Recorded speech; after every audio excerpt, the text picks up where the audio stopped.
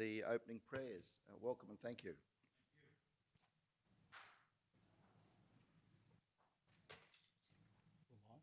Thank you.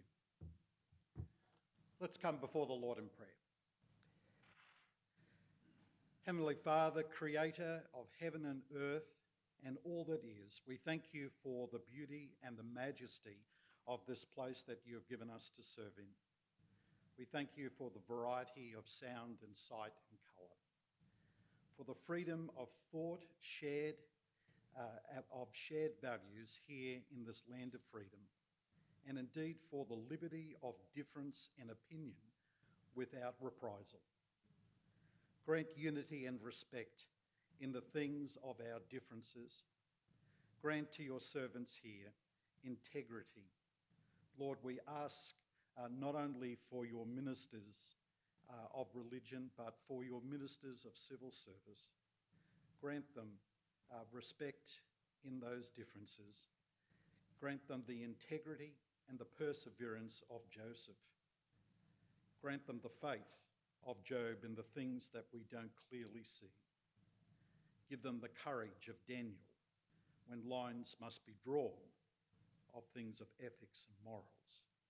And give them the mercy and the grace of the Prince of Peace, our Lord Jesus, knowing that we, in the quiet places as well as the public place, we serve before your eyes and ears. We ask these things in the name of our Lord Jesus, who taught us to pray, Our Father in heaven, hallowed be your name. Your kingdom come, your will be done on earth as it is in heaven. Give us today our daily bread. Forgive us our sins as we forgive those who sin against us. And lead us not into temptation, but deliver us from the evil one.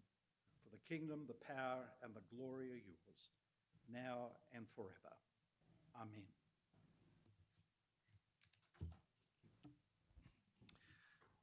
Our sincere thanks, Pastor Andrew, and we know that you'll have a busy day. You're welcome to stay, but we imagine you'll have other activities to be engaged in. So. Thank you very much, and we trust that you will have a blessed Christmas. Thank you. I now call on Councillor Duff as the Indigenous Affairs Portfolio holder to perform the recognition of the traditional owners. Thank you, Councillor Duff. Thank you, Mr. Mayor. I would like to acknowledge the country and acknowledge the land where we meet this morning, the Waka Waka land, and acknowledge the elders, both past, present and emerging. Thank you. Thank you, Councillor Duff. Councillors, do we have any declarations of conflicts of interest in relation to the items stated on today's agenda?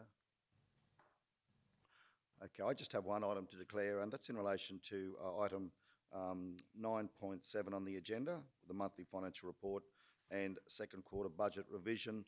Item 3 of the recommendation refers to the adoption of the revised capital expenditure budget, which includes the purchase of a shopfront in Kingaroy Street, which is directly aligned to the pathway that leads to my accounting practice, and as such, I'll be voluntarily leaving the room for item 3 of the agenda in relation to 9.7. Okay, if there are no other declarations of interest, we'll now move on to item 6.1 at 6, which is a petition requesting the speed limit on Levers Road, Tablelands, be set at a maximum of 70 kilometres per hour.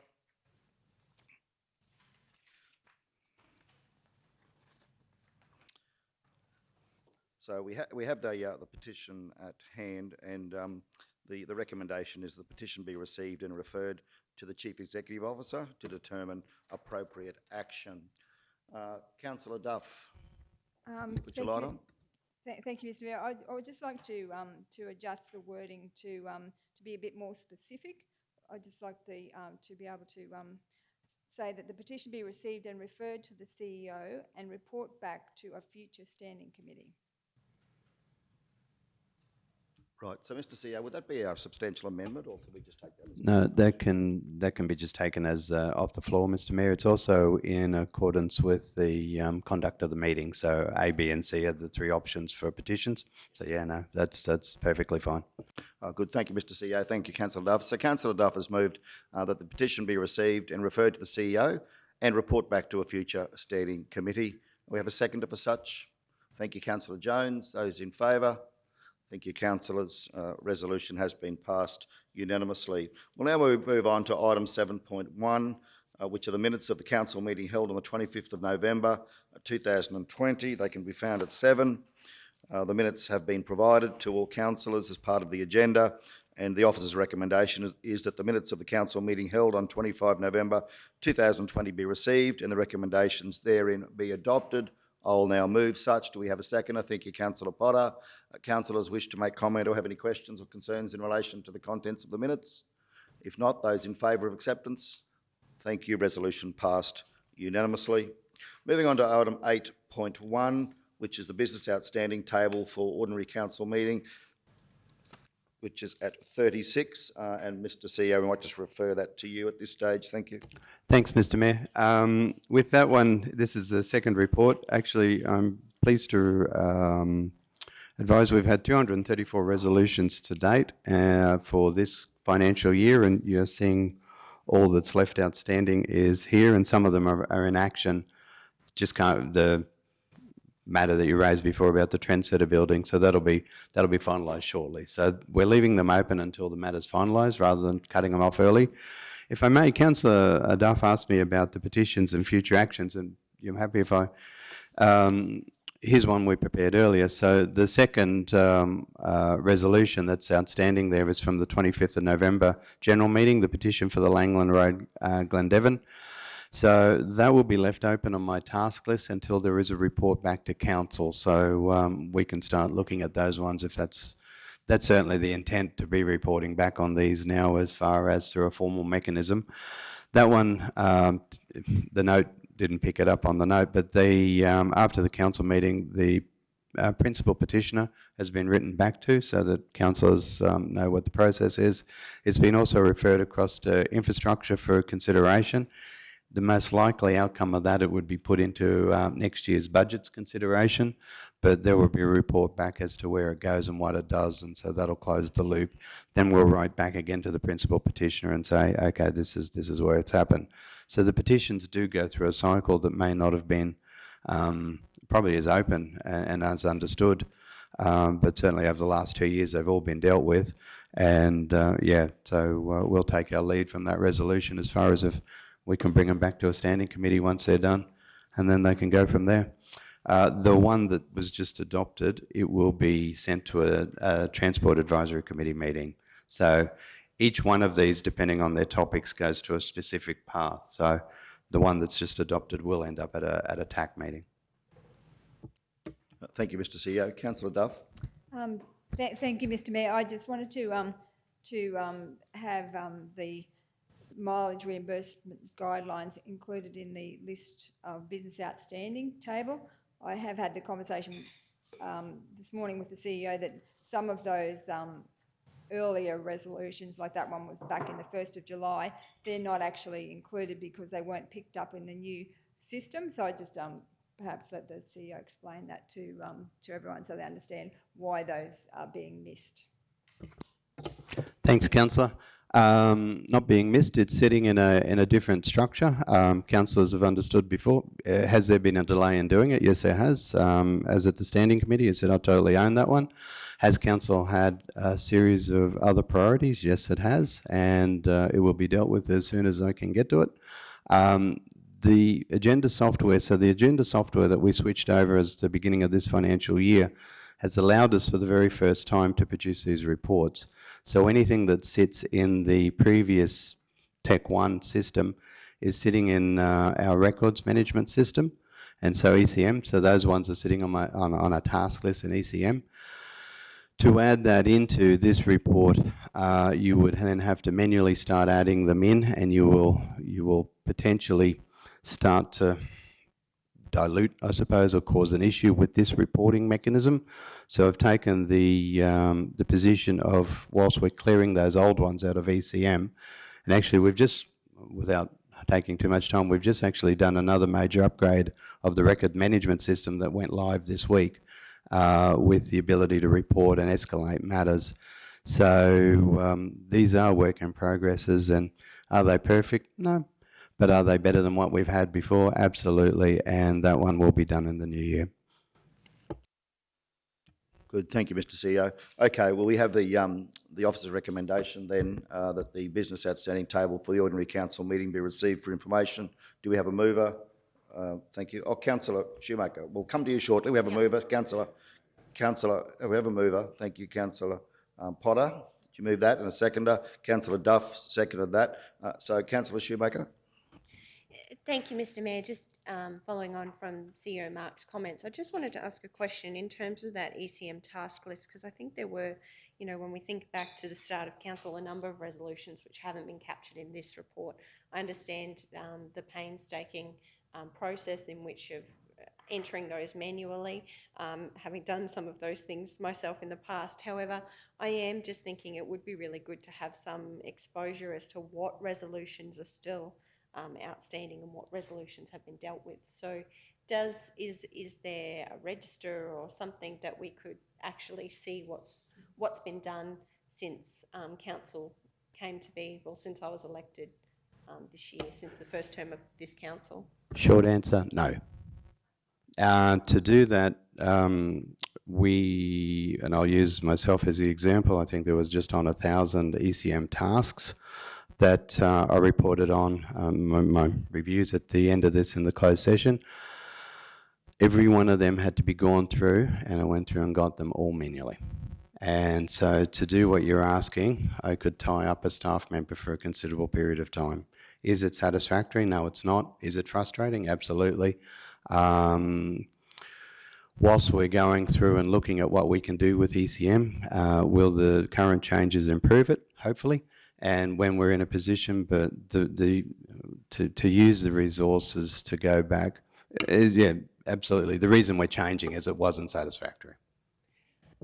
Through you, Mr. Mayor, by no means do I want to tie up valuable council resources. I'm just asking the question in terms of how we as a council have exposure to what's been achieved. So the short answer is there is no exposure to what's been achieved since bringing the new software online. Up until 30 June. Is your question, I'll simplify it down for me, was there ability to report like this up until 30 June? No, there was not. No. So it's good that we've now got that new system in place.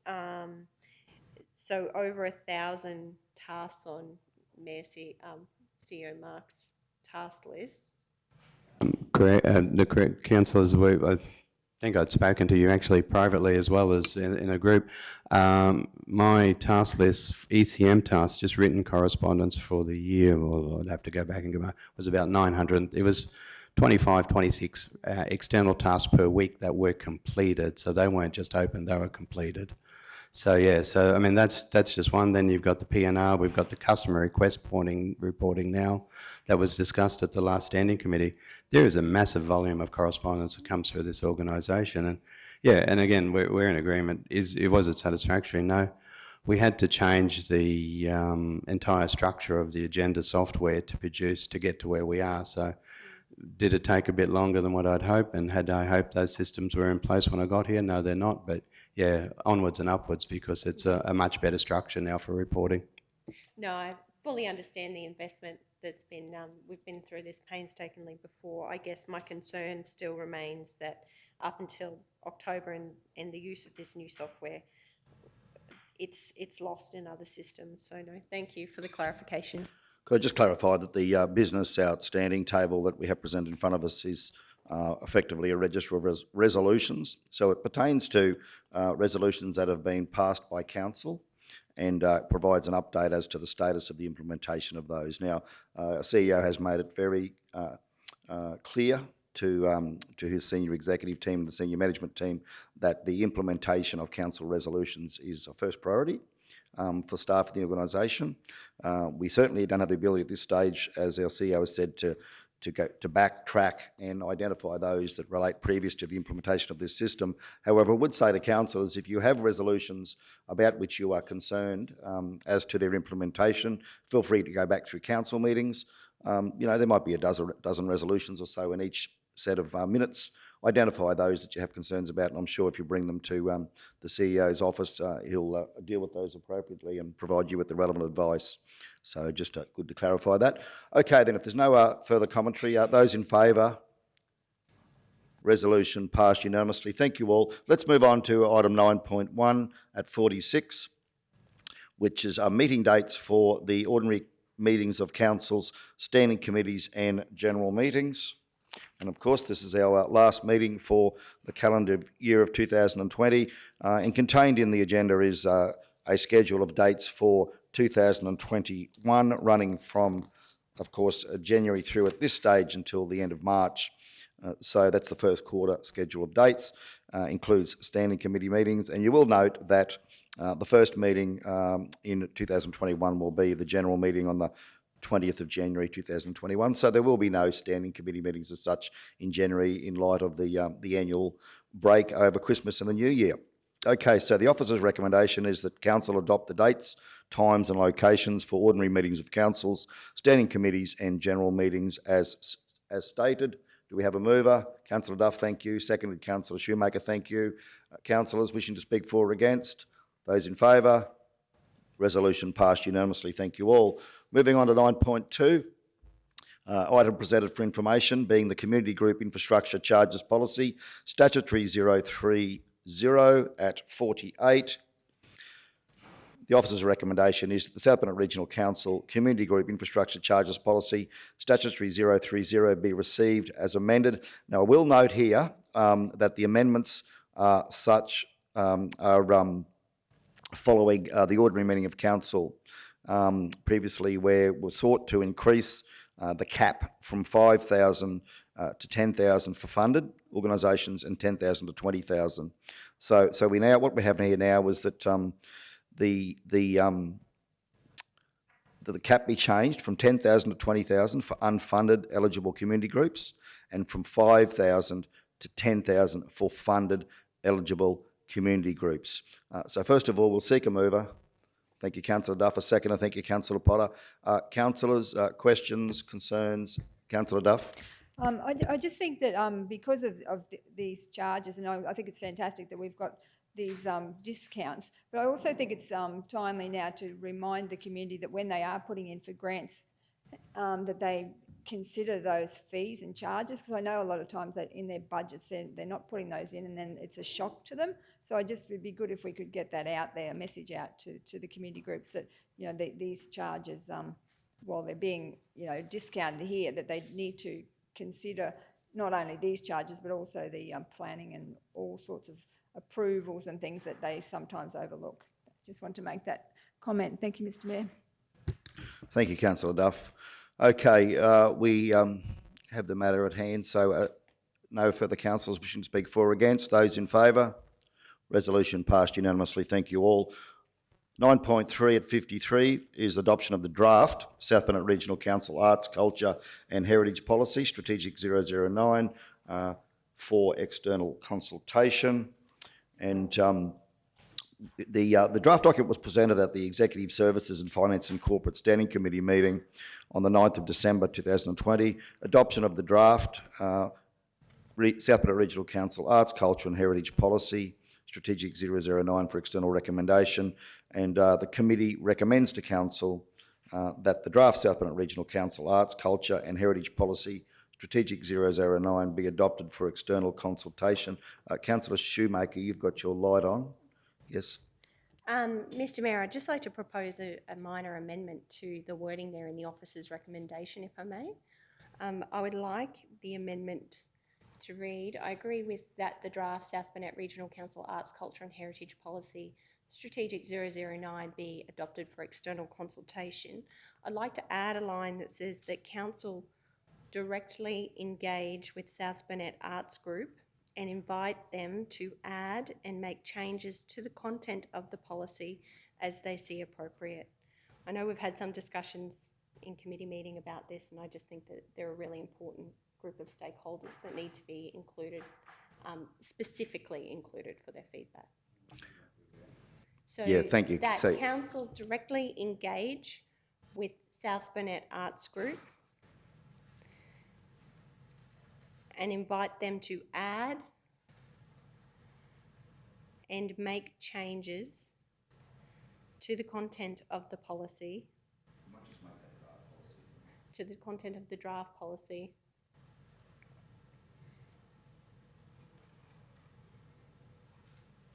as they see appropriate for consideration by council.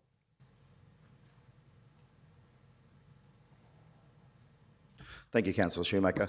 So Councillor Shoemaker, I'll just read that out. That the draft South Burnett Regional Council Arts, Culture and Heritage Policy, Strategic 009, be adopted for external consultation. The Council directly engage with South Burnett Arts Group and invite them to add and make changes to the content of the draft policy as they see appropriate for consideration by Council. Councillor Shoemaker, do you move such? Yes, I'd like to move that. Thank you. Do we have a seconder? Thank you, Councillor Froloff. Councillor Jones? Yeah, just a quick question, Mr Mayor. The South Burnett Arts Group, does that incorporate Bondi and other art galleries across the South Burnett, or do they have an opportunity too, as well as specifically singling out South Burnett Arts Group? Is that made up of all art galleries across the region? That's all. I'm unaware of it. Councillor Potter? Thank you, Mr Mayor. There are some members of some of the art galleries on there, but this policy has already been sent out to South Burnett Arts. Anne Martindale is on the ball, and she actually had got a copy from the last standing committee. So it's already out there to the community, and I've already had my first lot of feedback with regards to the policy as well, so which is really good. Thank you, Councillor Potter. Councillor Shoemaker? Thank you, Mr Mayor. The purposes for me to actually suggest this amendment is to ensure that it's been captured in the resolution and that feedback is returned and tabled with council. So that's the purposes for me making this recommendation. Certainly recognise the South Burnett Arts Group incorporates a wide range of artists and galleries, and I truly value their feedback when it comes to this policy. So I just want it to be captured in the resolution, Mr Mayor. Thank you, Councillor Shoemaker. General Manager, I imagine you'll endeavour to ensure that this is circulated with an inclusive approach rather than exclusive approach, such that all stakeholders in the arts, culture and heritage sector will have an opportunity to provide feedback to council as part of the consultation process nonetheless. Yes, exactly. Yeah, no, we'll get that. They've got it, but we'll engage with those, and there are other groups that we're aware of that we'll just send it out as widely of everyone. But it is open to anyone, so members of the public, anyone with an interest. It is. That's what public consultation is about, and trying to get it as widespread as we can. Yeah, so we might just leave that with you, General Manager, in addition to comment here today, to make sure that all of the arts groups across the region are appropriately consulted in relation to the draft, and we'll look forward to that coming back to council should the draft be adopted. Okay, well, we have the motion on the floor. Those in favour? Resolution passed unanimously. Thank you all. Good to see the arts policy progressing. Okay, let's move on now to item 9.4, adoption of the South Burnett Regional Council Computer, Internet and Email Usage Policy, Strategic 007 at 57. The recommendation is closed that South Burnett Regional Council Computer, Internet and Email Usage Policy, Strategic 007 be adopted as presented. I have a mover. Thank you, Councillor Potter. A seconder. Thank you, Councillor Henshin. Speakers for or against? Those in favour? Resolution passed unanimously. Thank you all. Item 9.8. Sorry, item 9.5. I've skipped one. Trying to move through too quickly.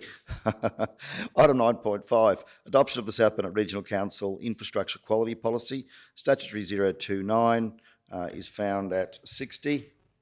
The councillors would have had plenty of time to look at this in light of the fact that it's been through our process. Councillor Shoemaker. Thank you, Mr Mayor. I'd like to move an amendment to the motion that the matter lay on the table until the special meeting of council on the 31st of March 2021 so that it can be adopted alongside council's corporate plan. I would also like to add in there Procedural? Yeah, that's fine. Yep. That council establish some clear key performance indicators in order to ensure the effectiveness of the quality of objectives and to allow for improvement within the system. So I'd like to actually see some key performance indicators as to how we'll measure our success in this policy. Okay, so we've got a proposed amendment here, which is a procedural. If I can assist, the second half of that certainly is the discussion point. I suppose the procedural part of it is that the matter lay on the table 31st of March now. So if the meeting's going to deal with the procedural one, then we can come back and have the discussion about your other points about how we fold those in, if that fits. Yes, Thanks very much, Mr. I'm CEO. very happy with that, Mr Mayor. if I Okay, could. so, Chair, comfortable with that, Councillor Shoemaker, thank you. So, Councillor Shoemaker has moved that the matter lay on the table until the meeting of council on the 31st of March 2021. Do we have a seconder? Okay, we go to the vote on that, Mr. CEO. Okay, councillors in favour?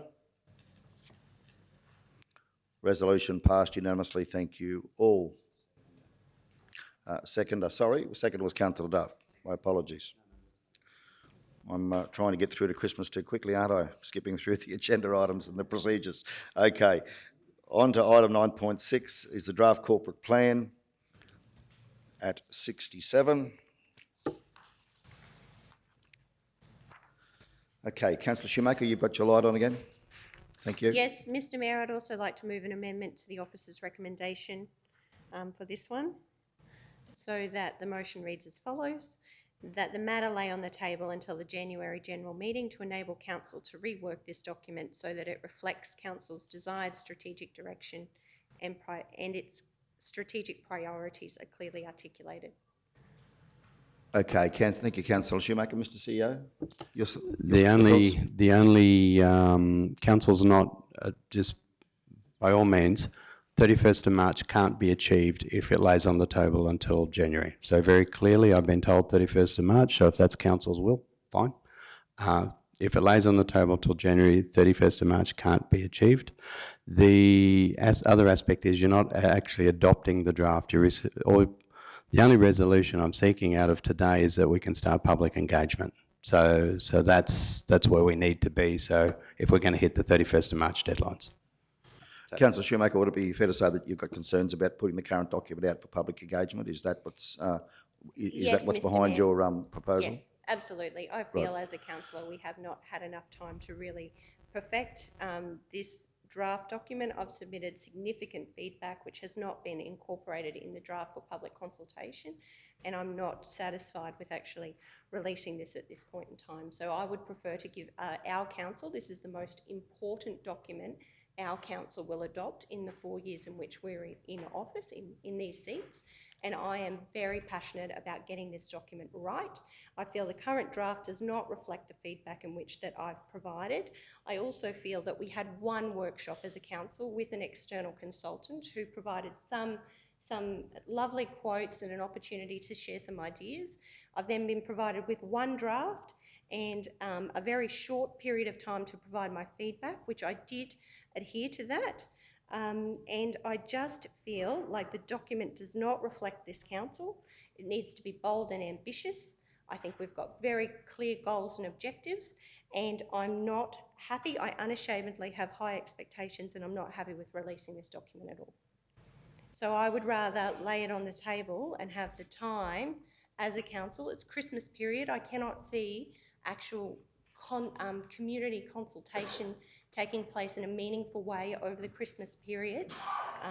And I think to enable this council the time, it needs to really think about this document and what it would like to achieve over the next 4 years. It's critical that we get this right. It represents our council. It's who we are as a council, and I'm not comfortable with sending out a half-baked document. Well, thank you, Councillor Shoemaker. Mr. CEO, would we be able to, if council's happy to do so, extend the date to the 30th of April? You've set the date, Mr Mayor, so you can do whatever you wish, 30th of June.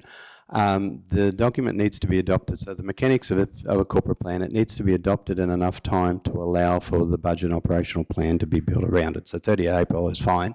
Just actually totally agree with Councillor Shoemaker as far as that there's been 3 workshops. I did the first one with a consultant and one with the second. There's actually, and I can give you the dates, 2 hard copies that I've given you, not 1. The skeleton draft and then the one. The document's not finished. It's not even up for adoption. It is this is a work in progress. We want to engage. Council has, and quite rightly so, been saying for ages, budget processes going forward. They want to get all the information out into the public so people can talk about it. It's tabled in the agenda so that people can start talking about it. There's a lot of work that's got to be done between 30 June. One of the things when we got into the discussion point, if I may, I was going to propose a workshop on or about the 13th of January to take the councillors' feedback. 5:30 on a Thursday afternoon. I would love to have gotten it in, but just wasn't possible. It wasn't circulated to the other councillors, so that needed to be done as well. There's a hard copy being handed out to everyone. Honestly, Mr. Mayor, I'm working to your time frame. If you want to push it back, please feel free. Okay, thank you. We would like to start community in the new year. We wanted to hit the ground running, which was the previous conversation, so we can start to engage and discuss in the community. Right, thanks, Mr. CEO. Councillor Shoemaker, look, I'm hearing what you're saying, that we have, it's important we get this right. It is a 5-year plan that will obviously see us through this term of council. It does set the strategic priorities for council moving forward, and out of that will flow a range of important decisions about the activities of council over this term and beyond. Mr. Mayor, if I may, if the council's uncomfortable about the wording, I mean, like, that's, of all the things, is that the resolution could literally read the council commence public discussions in January. But anyway, totally in your hands. So the majority rules. Yep, thanks, Mr. CEO. Councillor Shoemaker, back to you, just in terms of the proposed motion. I'm hearing CEO Mark's comments. Yes, we've had discussions, CEO Mark. Yes, I agree about the policy. My apologies, 3 workshops. The last discussion that we had about this was on Wednesday afternoon after a committee meeting at the very end of the day, last Wednesday. So yes, I provided my feedback to you by 5:30 the following day. I received a draft hard copy version on Friday night at the farmers' dinners. This is our strategic vision for the next 4 years, and I'm not comfortable. This is about the reputation of this council, us as elected representatives, and the way in which we're driving this council, and I'm not comfortable in releasing a document or even receiving a document that hasn't included all councillors' feedback. So I absolutely am hearing you. I would like an opportunity to rework and discuss all of the feedback I've provided with my fellow councillors. I do not agree that it's right for all of my feedback to automatically be inserted into a document, and that's why I'm asking that the matter lay on the table until January, when there is actually due time with the Christmas period to enable council to have those discussions. We as a council, actually at the discussion last Wednesday afternoon, many of the councillors around this table weren't actually present. So I'm not comfortable. Councillor Jones had left, had not been present that day. So I'm not comfortable with releasing this draft document at all. I would much rather give our council due time to deal with this appropriately. Okay, look, thank you very much for your commentary, Mr. CEO, and for the work that you and the staff have done to this point in time. Clearly there's a desire, Councillor Shoemaker, to do further work on this. So, look, we have a procedural resolution at hand that the matter lay on the table until January 2021 general meeting. Do we have a seconder for that? Sorry, yep. We'll still look to workshop it in early January, because if it's coming to the general, we'll need some prep work with it, yeah. And the only thing, as I said, just that'll be, come January, then we'll be bringing forward, it'll probably push out to April. Not probably, I most likely will. Okay, do we have a seconder? Councillor Duff, thank you. Those in favour? Councillor Jones, do we debate the matter? No, we don't debate the matter, Councillor Jones. It's a procedural motion. Okay, so we've got the motion at hand, laying on the table till January 21. We have a mover and a seconder. Those in favour? Okay, those in favour, resolution passed unanimously. Thank you all. Okay, let's now move on to item 9.6, which is the draft corporate plan found at... Sorry, just did that. On to 9.7. Gee, I'm really off my game this morning, aren't I? I'd better get back on track, but have another cup of coffee. Okay, on to 9.7, the monthly financial report and second quarter budget revision at 90. Okay, we're good? All right. Okay, so we have the monthly financial report there, and of course it's the second quarter's budget revision. Councillors have been provided with that document. The officer's recommendation, and I think we'll deal with this in two parts if we could, Mr CEO. We'll deal with the items 1 and 2 of the recommendation. Item 3, as I declared earlier, will give rise to me leaving the meeting for a declarable conflict of interest matter. So if we can deal with items 1 and 2, that the monthly financial report, including capital works and works for Queensland, W4Q4, as at 25 November 2020, be received and noted, and that in accordance with section 173 of the Local Government Regulation 2012, the revised 2020/2021 operational budget be adopted. Do we have a mover for such? Thank you, Councillor Potter. A second, I thank you, Councillor Froloff. Right, councillors, questions? Those wishing to speak for or against? Okay, those in favour? Resolution passed unanimously. Thank you all. Okay, so I'll now leave the room. Call on Deputy Mayor Jones to take over to attend to item 3 of the recommendation in relation to item 9.7. Thank you.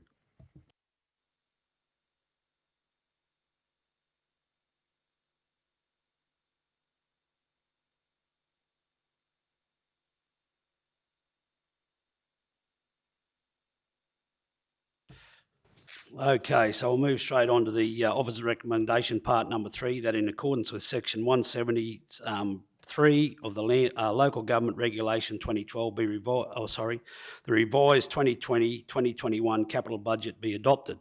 Do we have a mover for that? Councillor Potter, seconder, Councillor Froloff. Anyone wants to speak for or against? Councillor Shoemaker. Thank you, Deputy Mayor Jones. I just had a question in regards to the Wondai Scott Street Reservoir. It states in the report that in the case of Scott Street, even though there were unspent monies due to supply problems from China, the carry forward amount was not carried forward. Therefore, restricted cash is now required to be released from prior year savings in the program to complete the Scott Street Reservoir. I just wanted to ask the question, what's happened since then and what's been done to ensure this doesn't happen again? Because certainly if there's unspent capital budget for a project, I would like to see that it's actually it's properly accounted for in council's books going forward, so that we don't end up in a situation like this again, where we're asking to pull money from our restricted cash reserves unexpectedly. I just see, I'll pass it over to General Manager Meehan and Jarvis and Manager Lowe. Yeah, through you, Deputy Mayor, understand the councillor's question, that's why I put extensive commentary on that. This one itself is probably an anomaly. So because of the Youngman Street project, the contract, at the time, it was settled through the existing account, so that way no restricted cash was pulled last year at the 30th of June is my understanding of how that's worked. What I would say going forward is your comments are right. We need to make sure at the 30th of June this year, if there's any anomalies like this, that we settle them at that point in time. Oh, just further to that through you, Deputy Mayor. Apparently, the information received, and we have to be very careful, it's very sensitive, it's a legal issue. The timing was important that these funds be drawn immediately. So that had an impact on why those funds were spent in that financial year. And hence, like GM Meehan said, that is an anomaly, but it was the timing. There we had to get that money straight away to be paid. Also, that allows us not to withdraw on the restricted cash at the time. I think it's just which is the way you want to go at the 30th of June. So if we have an overrun in a capital project for some reason, how is that going to be funded at the fourth quarter? I think that would be a big assistance to work through that process with council. Yeah, absolutely, fully supportive of that. I think that's really important going forward. Absolutely, thank you. Comfortable with that, councillor Schumacher? Yes. Thank you, General Managers. We'll take a vote. All in favour? Oh, sorry, General Manager Romay, I didn't see you there, sorry. Oh, no, you were just going to say, I was just going to say, with those funds like the waste, the water, and that, if there is unspent capital funds, that is restricted over for that future purpose. So it's actually, if we have an underspend, so looking at the waste, so it increases our operating surplus in those business units for that year. So that money is put into the restricted cash for future expenditure. So then it's come out in the future year. So it is accounted for at the end of each year. Those. No, that's good to know. The purpose of my question was clearly in the commentary. It says that in the case of Scott Street, even though there was unspent money due to supply problems, the carry forward amount was not carried forward. So clearly there's something happening with our system where this hasn't been recognised in this instance. So completely understand what you're saying. Thank you, GM, and I'm happy with the information that's been presented. Thank you. Okay, no one else got any questions? Okay, so we have a mover and a seconder for the officer's recommendation that in accordance with section 173 of the Local Government Regulation 2012, the revised 2021 capital budget be adopted. All in favour? Carried unanimous. Thank you. Someone like to get the mayor again? Thank you.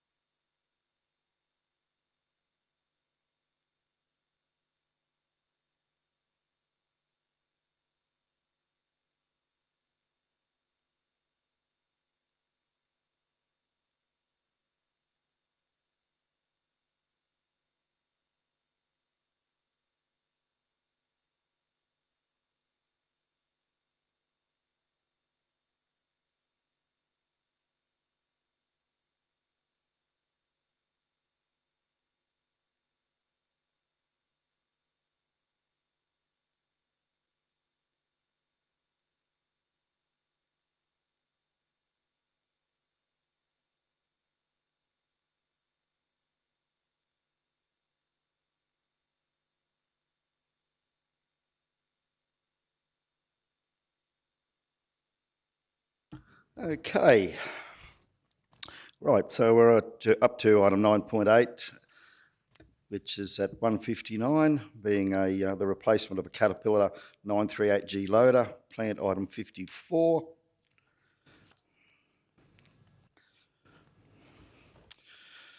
Rightio, so the officer's recommendation here is following a process involving a procurement process involving the replacement of a council loader. So council engaged local buy, as there are no local dealers, to prepare tender documentation and obtain written quotes from CJD Equipment, Hastings Deering, RDO and Komatsu.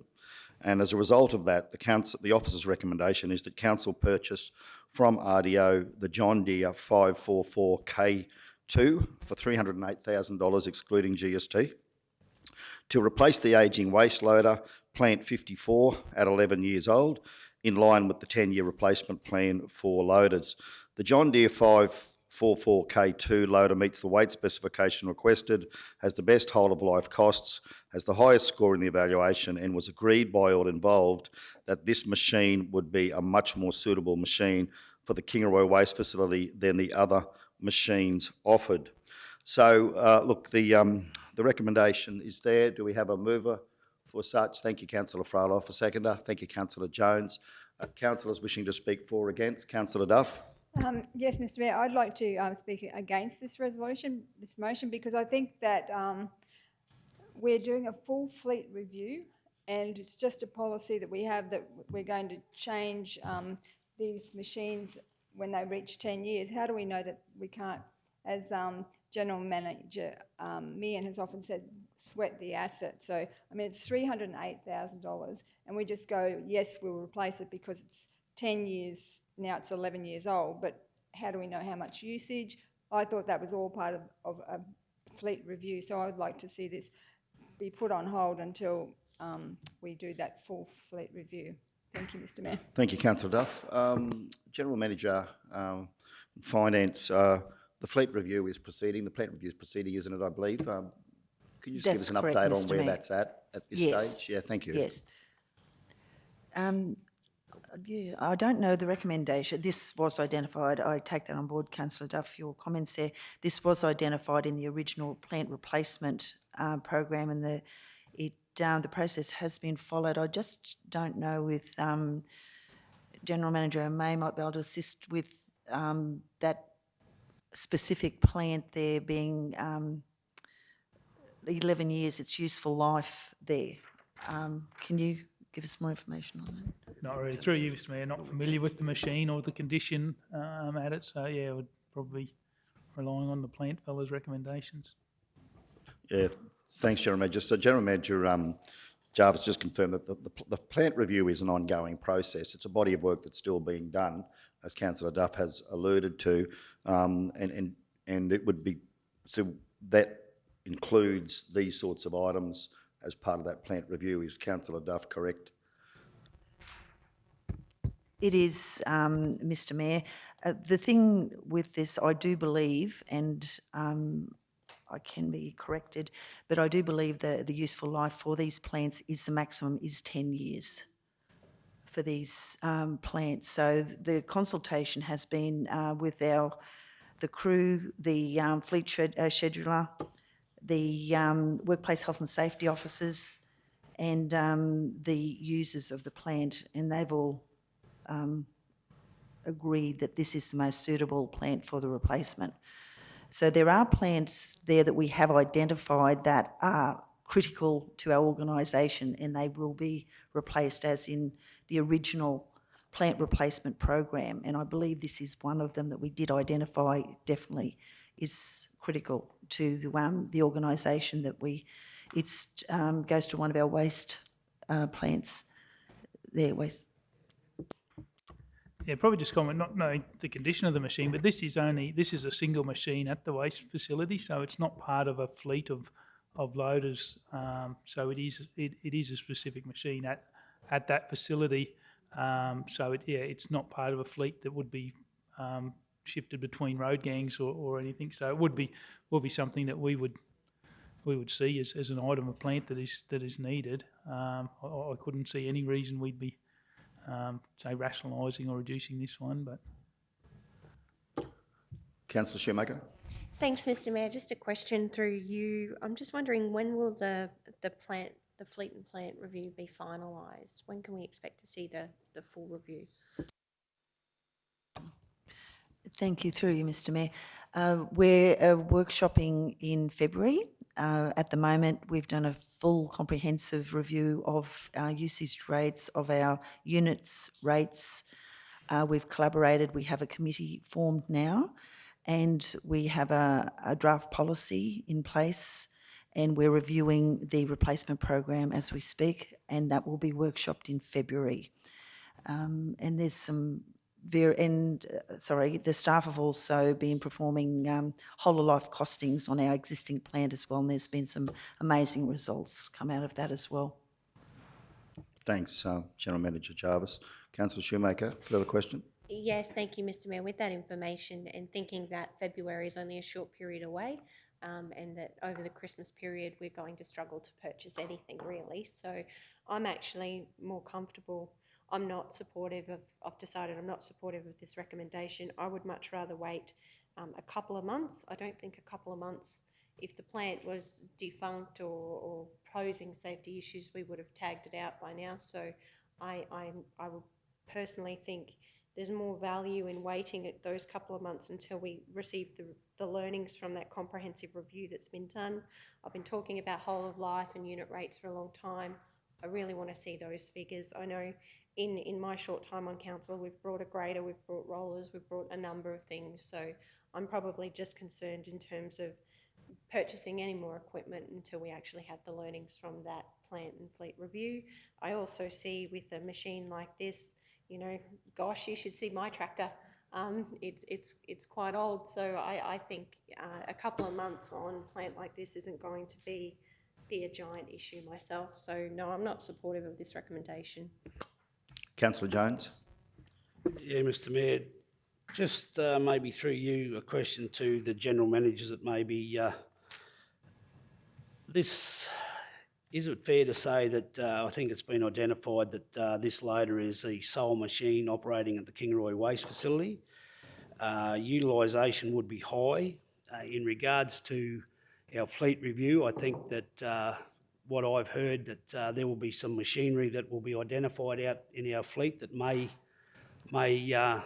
be not utilised as much as what it should be and all that sort of stuff. So with the 10-year life and all that sort of stuff, it's been a long time since I've been involved in earthworks and all that sort of stuff, but I do remember that there used to be pretty strict guidelines. Councillor Shoemaker, with her experience in the mines, might even know a little bit about this as well, but I do believe that they pushed that 10-year replacement pretty seriously for workplace health and safety reasons. And is it hindering the operations of council if we do leave it on the table until February? Is there any implications there as far as operating and machinery, having the machine that's still existing? Yeah, just a few questions there.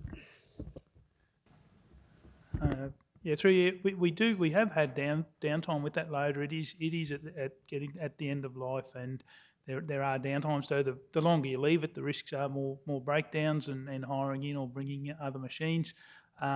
We can, if you want to defer it till later in the meeting, we can grab some utilisation figures on that and bring it back later in the meeting if I can make that suggestion. Yeah, thanks, Councillor Jones, General Manager. Councillor Henson. Yeah, could I ask, thanks Mr Mayor, could I ask the question though? I actually support this recommendation, but the question I pose is, with the quotes received from these companies and the one that we're looking at accepting, how long is that quote relevant for? If we're going to drag it out into the new year, we're at the end of a quarter in the year, so is there an issue with that quote still being eligible and acceptable in months to come? Yeah, through you, Mr Mayor, you'd have to check the terms and conditions on the quote with that. Just to answer the councillor's questions, you've got options to leave it on the table. Or what I would say is we have reviewed this machine, we've assisted Susan with that. The loader for Peter's facility is a fit-for-purpose machine, so we wouldn't be passing a works machine over there in replacement through the rationale. The machine that's made for that facility is a fit-for-purpose. There's anti-slip things on the tyres there as well, so they have a limited slip diff in them. The other thing is that happens with that, the machine is currently 11 years old. In a plant replacement program, you would see machines that are 10 years old really start to come on for replacement now. Generally, even your graders, anything that's in yellow fleet from 10 years old, we would start to replace those machines. So you're going to replace it inside your 10-year program. My understanding from Lee when we reviewed this is that the machine is starting to have issues. It's actually had some downtime, as Peter said, but I think Susan's just getting some clarity for you. Thank you, General Manager. Just got a comment that from one of the fellows that has leaking seals, the tyres are balding, will need a motor rebuild eventually, and has guards that are broken off it. General Managers, is there? I guess what you're saying is that there wouldn't be another loader in the fleet anywhere, in council's fleet anywhere that could be identified as surplus as part of the fleet review that could then be transferred across and modified and adapted to replace this vehicle? Oh, sorry, hang on. Yeah, through Mr Mayor, we'd have to look at every machine on size. The only thing is that if you were to take a loader from a current thing, that means you would actually reduce your crews to do that, because we actually don't own surplus loaders. So they are actually tied to a construction crew. So if you were to take it, the only way you would get a rational machine is that you would reduce your staff numbers in your works department. So you would remove a construction crew from your structure to do that. So you're already confirming that there is no surplus loader anywhere in council's fleet? There is no loader that we know of at this point in time that is underutilised anywhere in council's fleet that could be reassigned into the waste facility. Is that what you're saying? Not to fit that purpose, no, Mr. Mayor. That's a specialist machine. It's a 544K. So that it's a specialist type of loader. They are very similar, but it has special requirements based on its usage at the dump. Okay, thank you. Councillor Shoemaker? Thank you, Mr. Mayor. Just through you, a question just back to GMO May. Can you please confirm what those maintenance issues with the machine are? You mentioned baldy tyres, broken guards, Leaking seals. So leaking seals. Yep. And they- Okay, so now my concern's actually heightened because the reality is it's clear we're not maintaining this machine to the level in which it should be maintained. So we've kept it for 10 years. Clearly we've been sweating it, not investing the money we should in maintenance. And now the solution is to simply replace the machine with a new machine. So is this standard practice that we just run things down to nothing, and then when they're nothing we just shell out ratepayer dollars to buy new ones? Is this how it works? Because I personally, I actually agree. I would like to see this deferred. I actually need more information before I can make this decision. Clearly, we're not getting all the information we need. There's been quite a lot of commentary about things that aren't included in the report here, and I'm still not comfortable with spending, what is it, some $308,000? $308,000 on a new machine. It's clear that there could be actually other underlying issues here. Certainly, if my drilling rig had baldy tyres and mud guards falling off it, I would have concerns. So clearly the service to this machine has not been undertaken appropriately and maintenance has not been undertaken appropriately. Therefore, I see the actual fleet and machinery review is really important, but I also now have some more concerns about the way in which we take care of our plant and equipment, Mr. Mayor. So I would like to defer this until more information can be brought to the table and we can be sure of what we're actually making a decision about here. There's too much assumption for me. Okay, General Manager Meehan? Yeah, through Mr. Mayor, just probably just in relation to the councillor's comments, the machines will go through different phases. Obviously, the newer machines will have less maintenance. The stuff that Peter's talking about is typical of what we would see in machines that are around that towards the end of the useful life. So again, the machine is now 11 years old. The machine cannot be used in the workplace unless it's fit for purpose and it's in a safe standard. So those things that are missing may be that the machine is still safe to use. It would not be used. It has to be tagged out if that's the case. What you would see, similar to if you can imagine your car, a difference between a car that's 3 years old and a car that's 11 years old and it's got 400,000 Ks on it, it starts to get more maintenance. I just draw council's attention to your OPEX, particularly in your fleet and plant last year. We ran at a considerable deficit in the OPEX budget. That is directly related to your maintenance costs. So I actually think the guys have done a good job here in the sensing that we've got a machine that's starting to become fatigued and requires maintenance and we're starting to lose money. They're the ones that are prioritised for replacement. So hence why you have two concurrent issues that you have. You have a 10-year program based on the whole of life costs and the expectations of the machine. And obviously a machine that's 11 years old is quite old in your fleet. To reduce your maintenance costs, they are actually prioritised for replacement. So I think the guys have actually got the program right. I think they maintain the machines to a high standard. There's nothing that I've seen that says that there's any poor maintenance practices on the fleet. The fleet guys actually are doing a really good job. What happens is you'll start to see higher levels of fatigue. Stuff that Peter's talking about where seals have gone. I've had loaders that have needed engine rebuilds at 6 years and 6,000 hours. It just depends on the brand and the type. And we've also had machines that might be replaced earlier because they're starting to show fatigue and they might be at 8 years. But at 11 years old, the stuff that Peter's talking about is consistent that the machine is starting to require a heavy maintenance load, so therefore it warrants replacement. So the solution would be to replace it, or you would be looking at, I don't see what other, as a commercial operator, machine in above 10 years in fatigue, would be within council's policy to have a 10-year program for that. So I just don't know if that helps you at all, councillor. Yeah, thanks, General Manager. Councillor Froloff? Thank you, Mayor.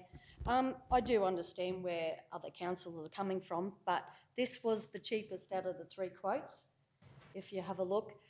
for the John Deere 544K. But we as council have been getting up since we were elected and saying we want council to do their top job in their line of work. If we can't supply this John Deere for the council, the Caterpillar, then our workers can't do their job properly. I know it's 11 years old, and I believe, yes, they have done a good job trying to keep, for 11-year-old, I've got a 3-year-old car in my garage that's not going at the moment, so you can't just blame it on maintenance and all that. So I agree that we should be getting this John Deere, and it is the cheapest, and I don't know, like, if we come back in a couple of months, how much dearer it will be because of the terms and conditions. Thanks, Councillor Froloff. Councillor Shoemaker, I'm probably going to close off on you because you've had several opportunities to speak. Councillor Potter? Yes, Mr. Mayor, just a question. I'd like to know what would happen if we didn't go ahead with the purchase and this machine broke down over the Christmas period? What would be the outcome of that? Thank you. Yeah, there's two. You end up with less efficient operations out there if you can't push and move things around. Or if it was extended, we'd have to be trying to bring in another machine to duplicate the work for that. So you'd be hiring something in. Thanks, General Manager. Yeah, thank you, Councillor Potter. Look, I'm hearing all the views around the table. I suppose I am concerned at Councillor Shoemaker's point. I would feel, certainly from my perspective, has some merit in that we have a fleet review being undertaken. Within the next 3 months, we may be in a position to be able to make some better informed decisions. I would certainly like to be comfortable that there are indeed, in fact, absolutely sure, that there are no other machines that could be relocated to that facility and perhaps modified. I'm very conscious of the fact that Council's got a tight budget and that $308,000 isn't a huge amount of money, but it's a significant amount of money that require us to be very careful about this decision. So, look, that's my view. Does any other councillor wish to speak for or against? Councillor Jones? Yeah, just quickly, Mr. Mayor, it just says there with the financial and resource implications, the cost for purchase of these machines is within the allocated budget. So I guess a question through you, this is not exceeding budget expectations for the year and all that sort of stuff. It's inside the allocated budget that council adopted for the plant and fleet to operate. Second question, if we were to endorse this today, when's the expected delivery date of the machine? Will it be before Christmas? Yeah, just... Thank you. Through you, Mr. Mayor. Your first question, yes, Deputy Mayor, it is in the budget, the adopted budget. It has been identified there as part of our plant replacement. Your second question, I'd have to take that on notice. I don't have that information, I'm sorry.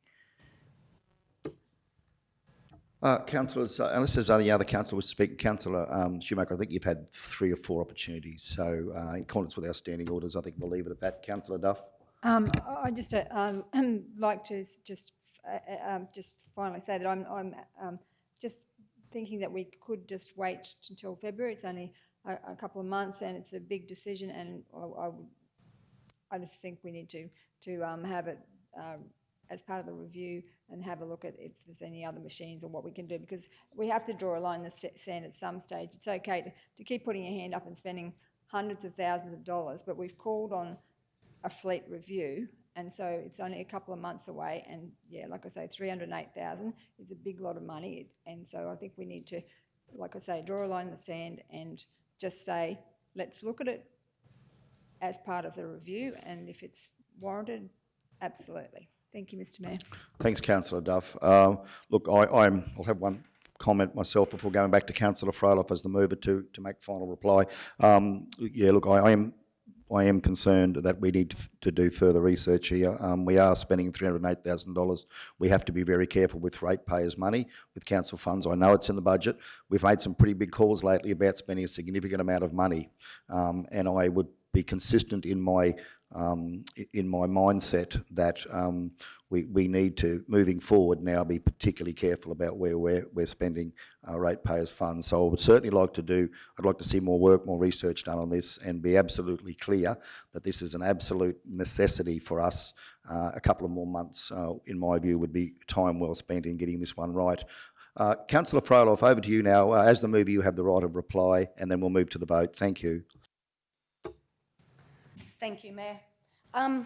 Yeah, I understand where everyone's coming, and okay, I'd be happy to keep it till February, but I just want it known that if work decreases for some reason because that old machine out there, we cannot go back and jump on them, that they have dropped their standards, and that because if this does, the old machine, before we get this new one, does shit itself, and we haven't got this backup, I do not want us going back and saying that why did their standards drop, because we know why their standards dropped, their casework. So I just want that to be heard. Okay, I've just conferred with Mr CEO, and the standing orders, I think the appropriate way to deal with this under our standing orders at item 3.23, that we receive a procedural motion to lay the matter on the table until a future date.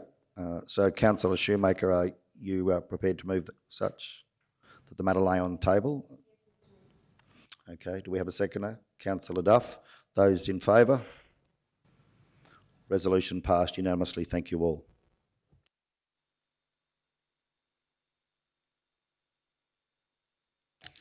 Yeah, so the matter will lay on the table now. We'll bring it back in the new year. We can have a further conversation at the next council meeting or the meeting after and take the matter from there. Thank you all.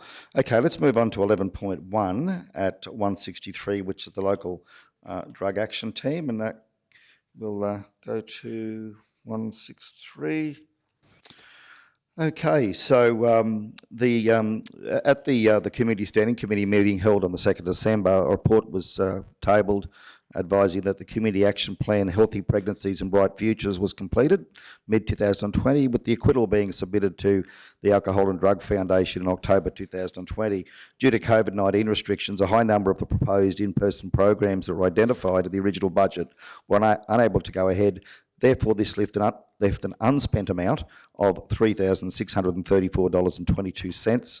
With advice from ADF, Council has been advised that the money can be returned to ADF or the acquittal can be amended to identify the $3,634 be rolled over for the development of a subsequent CAP for the South Burnett LDAT. So the officer's recommendation is that Council, South Burnett Regional Council, return the amount of $3,634.22 to the Alcohol and Drug Foundation, and no other subsequent community action plans be developed for the current financial year. Do we have a mover? Thank you, Councillor Potter. A seconder? Thank you, Councillor Duff. Councillors wishing to speak for or against? Those in favour? Resolution passed unanimously. Thank you all. Oh, sorry, Councillor Duff. I don't know how I missed you. I did look around. Did you wish to? Sorry, the resolution's now been passed. I missed you. On to the next one. I just wanted to. Oh, sorry, Councillor Duff. Hang on. Sorry, where are we at? I'm wanting to put one in. I've actually spoken to the CEO. He said straight after that one to jump in. So is this a motion off the floor? Yes, off the floor. Okay, then proceed. Thank you. I'd like to move that Councillor Danita Potter be the council representative on the South Burnett Suicide Prevention Working Group. Yes, that's what I'd like to move. Okay, so we have a motion moved off the floor that Councillor Danita Potter be appointed as the council representative on the South Burnett Suicide Prevention Working Group. Do we have a seconder? Thank you, Councillor Jones. Councillors wishing to speak for or against? Mr. CEO, any procedural matters here? Yeah, we'll just wait for this to be documented.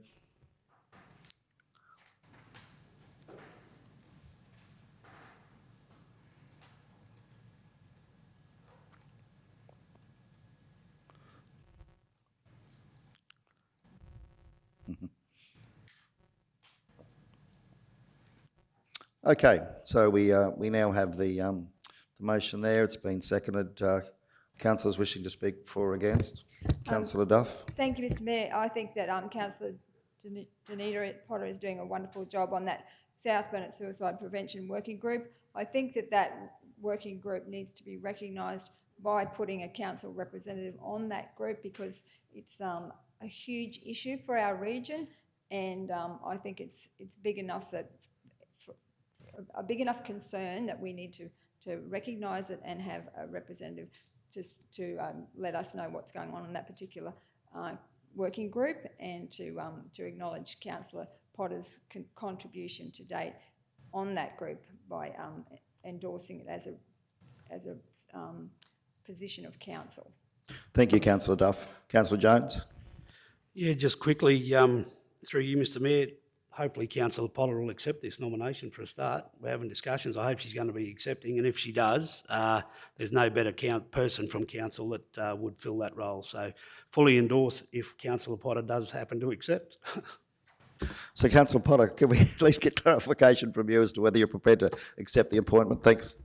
Yes, I do. Thanks, Mr Mayor. I'm actually the chair of that particular group as well, so yes.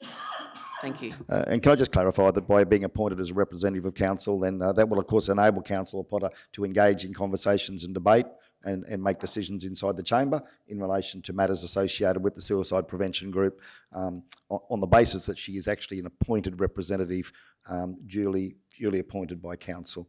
Okay, those in favour? Pass unanimously. Thank you all. 11.2 Yarning Circle at 164, and we had a proposal presented at the Community Standing Committee on the 2nd of December 2020 for your Yarning Circle. I believe, that this is the one in Mergen, Mr CEO? I believe so. It's a Standing Committee one in Mergen. So we have an officer's recommendation. Councillor Duff, you've got your light on.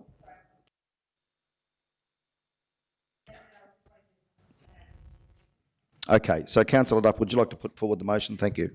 Thank you, Mr Mayor. I'd like to just add a bit so it could be more specific, to say that the GM for Community and the portfolio holder for Indigenous Affairs meet with the resident, and a report be brought back to the Community Standing Committee in February 2021.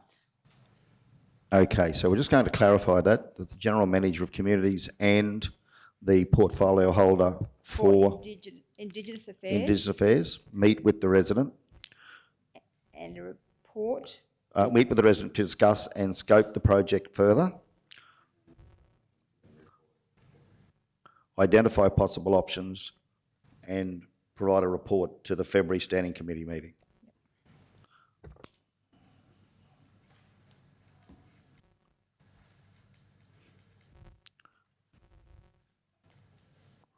Thank you, Councillor Duff. Do we have a seconder? Thank you, Councillor Potter. For councillors wishing to speak for or against? Those in favour? Resolution passed unanimously. Thank you all. Item 12.1 is at 165, and it's adoption of the administrative amendment to the South Burnett Regional Council Planning Scheme. I'd just like to point out here that these are administrative amendments that have been undertaken. They don't actually constitute, I believe, General Manager, any substantive amendments at this point in time. So, as such, the officer's recommendation is that Council approve the administrative amendment to the South Burnett Regional Council Planning Scheme 2017, pursuant to Chapter 2, Part 1 of the Ministerial Guidelines and Rules, July 2017. Delegate authority to the Chief Executive Officer to publish a public notice in accordance with the Planning Act of 2016, and give the Chief Executive a copy of the notice and a certified copy of the administrative amendment as adopted. I'll now move such. Do we have a seconder? Thank you, Councillor Shoemaker. Councillors wishing to speak for or against? Councillor Shoemaker. Just a quick question, Mr Mayor. From what I can read and understand in the report that's been provided, I just want to confirm this is largely for the community, but with GMO May, that these are largely administrative typos and alike in the document, and that there is the actual nature of the planning scheme has not been changed in any way. That will be part of the major amendment process. Thank you, Councillor Shoemaker. And before going to General Manager, I'll just make reference to the communications consultation section of the officer's report, in that no consultation is triggered as there are no changes to the policy direction of the planning scheme. Once the administrative amendment is adopted, Council must publish a notice in the Gazette and give a copy of the administrative amendment to the Chief Executive. So there are no changes to the policy direction. Did you want to add anything to that, General Manager? Through you, Mr. Mayor, you have covered it there. So these are exactly as you said. They're typographical errors. They're referencing. We might say reference table 8.6, and it should have been 8.5. There's maps that might have the wrong names. The updating things like the planning, state planning policies that might have varied. So yeah, it's all that administrative stuff doesn't change the policy intent. So and that will come back next year with the major amendment. Thank you, General Manager. You're satisfied with that, Councillor Shoemaker? Good, thank you. Okay, so we have a mover and a seconder for the motion. Those in favour? Resolution passed unanimously. Thank you all. 12.2 at 187 is consideration of fees and charges reduction for a residential development proposal in Kingaroy at 187. So a request for a full waiver of 100% for an application to be submitted for the reconfiguration of land and a proposed residential development project. The reconfiguration of land application fee would total $2,900, and the request is suggesting significant benefits to Council and the community should the project proceed. Council recently introduced a development incentive scheme which would apply to this development should it proceed within the next 18 months. This incentive program would provide a significant discount on infrastructure charges. So just let me be clear here. The applicant is seeking a 100% waiver to the application fee, which we expect to be $2,900. So that's the land reconfiguration application fee. That is different to the infrastructure charges, which would apply to this development should it proceed within the next 18 months. So being a residential development, the 75% reduction to the infrastructure charges will apply where the application is proceeded within the next 18 months. So I just want to be clear on that. This is in fact just the application fee as such.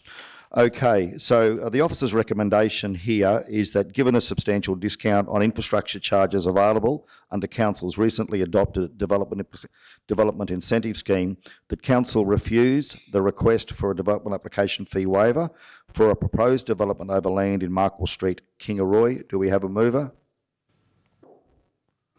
Okay, thank you, Councillor Potter. A seconder? Thank you, Councillor Froloff. Okay, I'll open this up to the floor now. Those wishing to speak for or against? Councillor Shoemaker, thank you. Thank you, Mr. Mayor. I just had a question. Just reading in the report, it says that the policy provides Council with an opportunity to provide financial assistance to individuals, groups or community organisations where, and then it goes through a number of points and it says, and the project will deliver tangible benefits, economic, financial or social to residents of the South Burnett Regional Council. I just wanted to clarify, so this request, I'm not convinced that I support this request, but I just wanted to clarify that under Council's current policy and arrangements that we can actually consider these, that this is...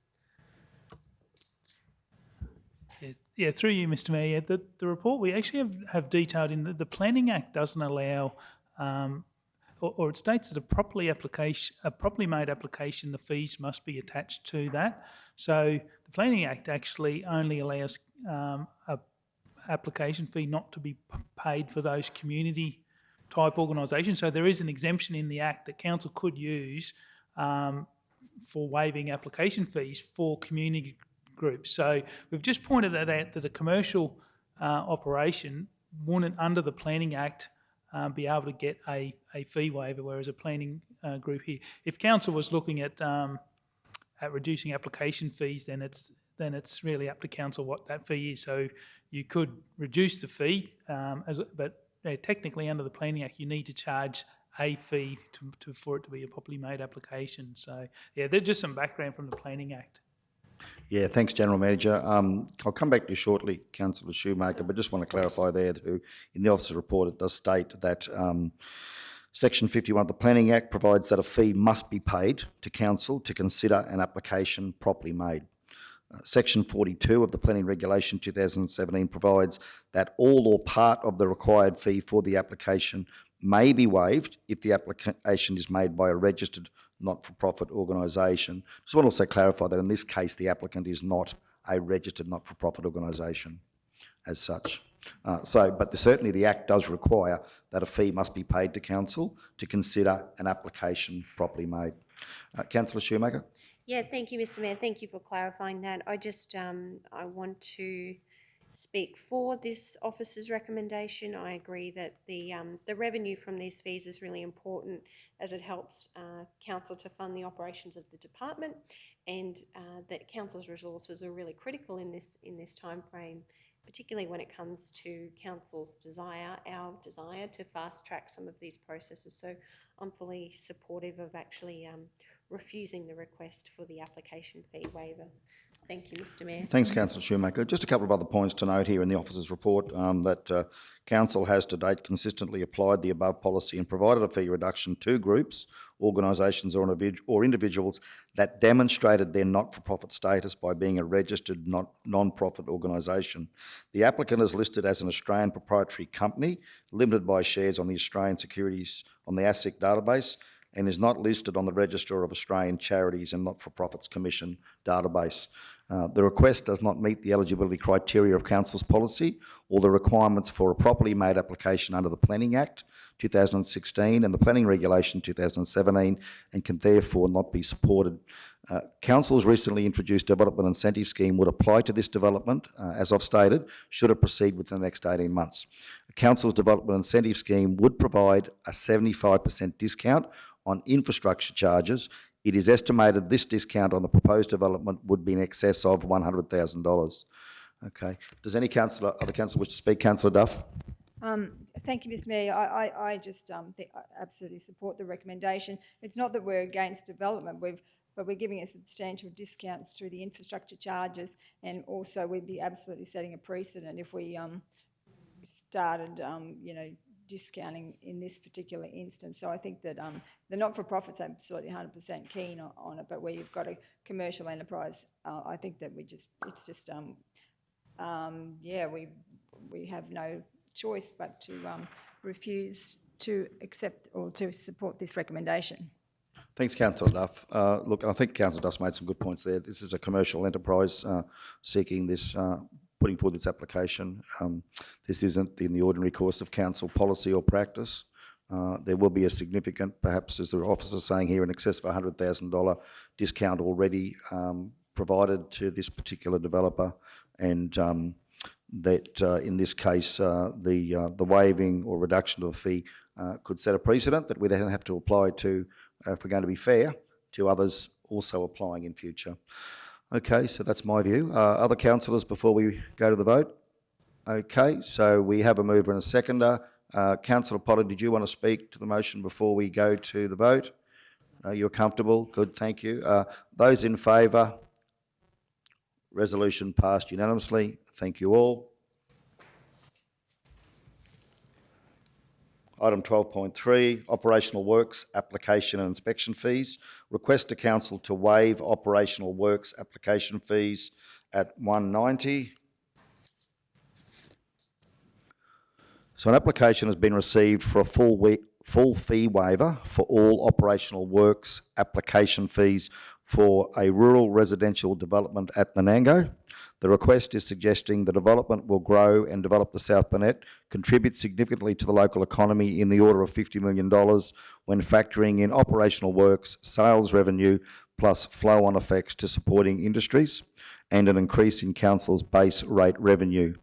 Council recently introduced a development incentive scheme which would apply to this development should it proceed within the next 18 months, and this incentive program would provide a significant discount on infrastructure charges. So the officer's recommendation is that given the substantial discount on infrastructure charges available under Council's recently adopted development incentive scheme, that Council refuse the request to waive all fees for operational work for a rural residential development at Nanango. Do we have a mover? Thank you, Councillor Shoemaker. Seconder. Thank you, Councillor Henson. Councillors wishing to speak for or against? Councillor Duff. I think this one is pretty much a replica of the previous one.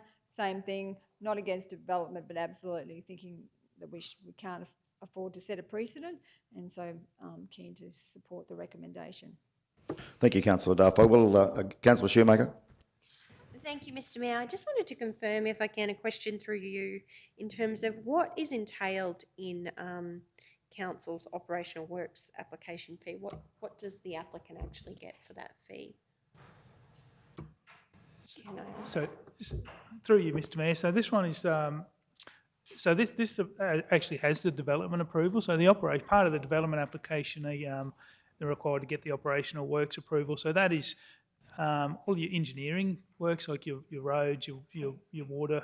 So when an applicant has a subdivision layout, they may not have all of that engineering design done. So all of that design and stormwater, that has to be approved, or they put in the application and make sure that it's meeting the current standards and that. So it's all the development works or the operational works to get it from a plan on a piece of paper to a happening subdivision. So. Thank you. So if I'm hearing you right, there's actually extensive time and resources that council invests in this process already? Yeah.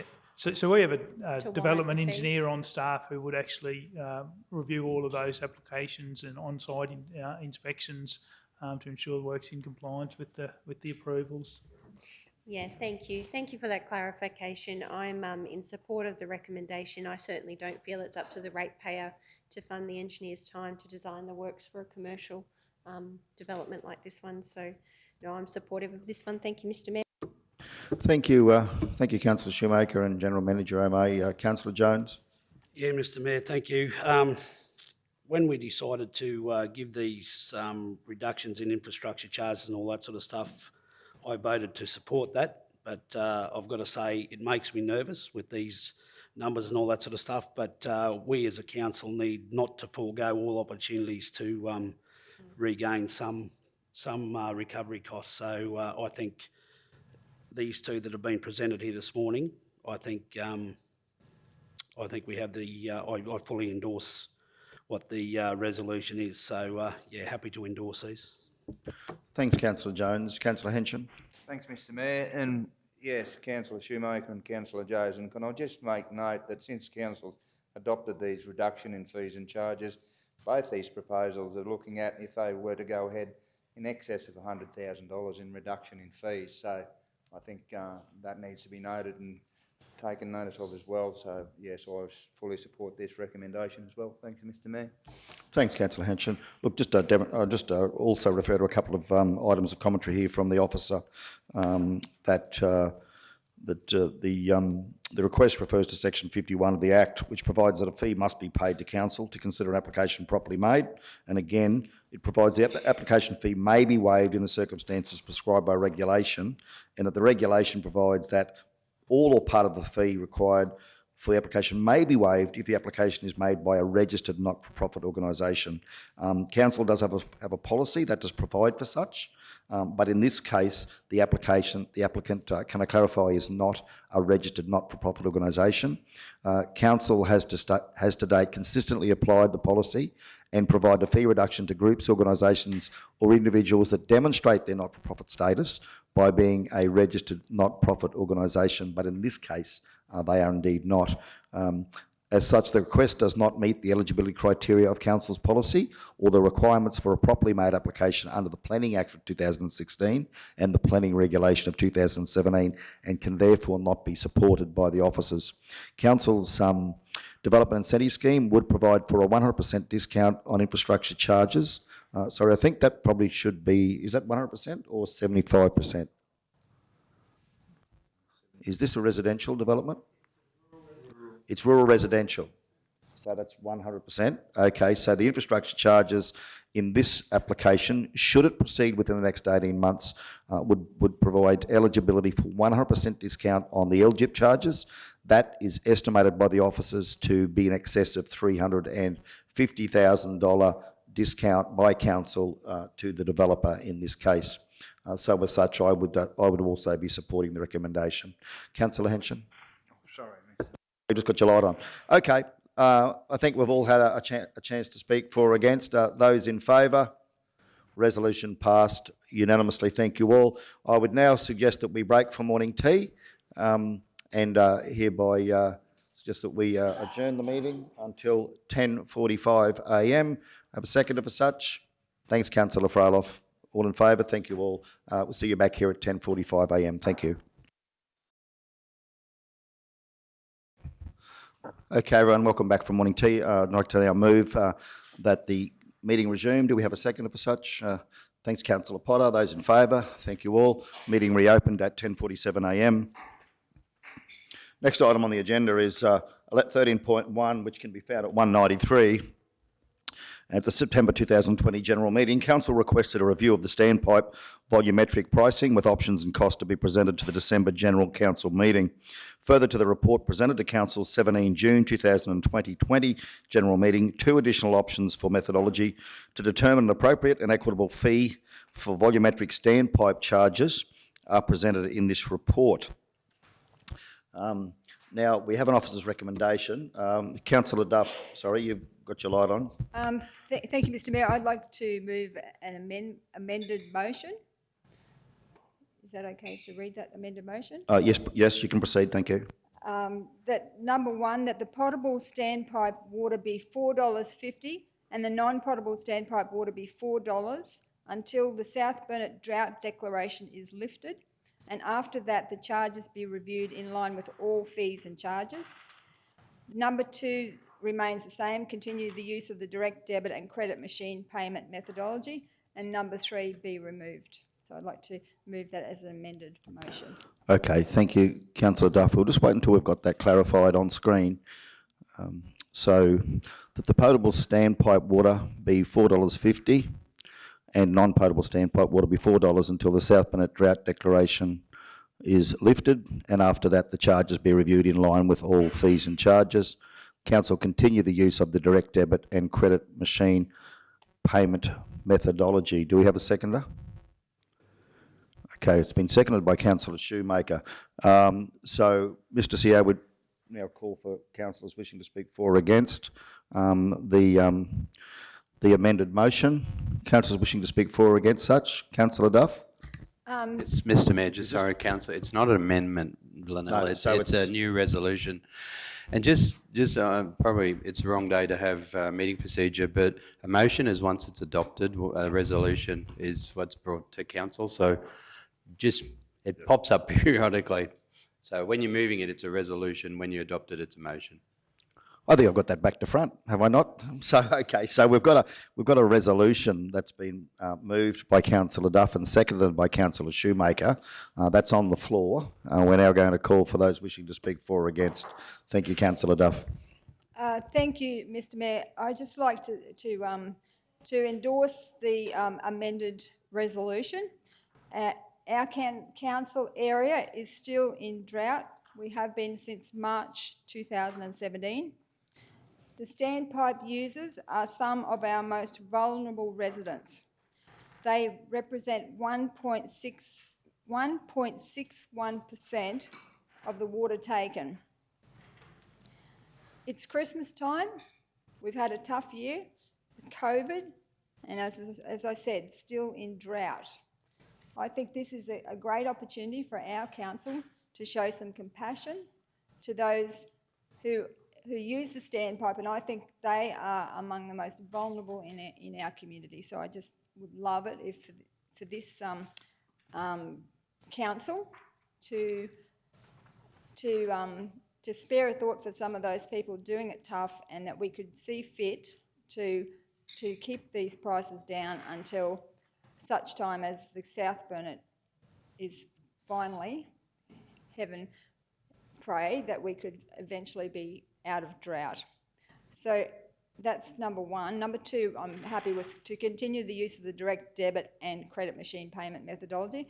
And the reason I want number 3 removed is it represents $65,000 to put a standpipe in Mergen, and at the moment there is only one, as far as I'm aware, one commercial user, and I've had no requests from the locals to have a standpipe, and I don't think at this point it's necessary. So just want that number 3 to be removed from the resolution. So that's what I'm proposing. Thank you, Mr. Mayor.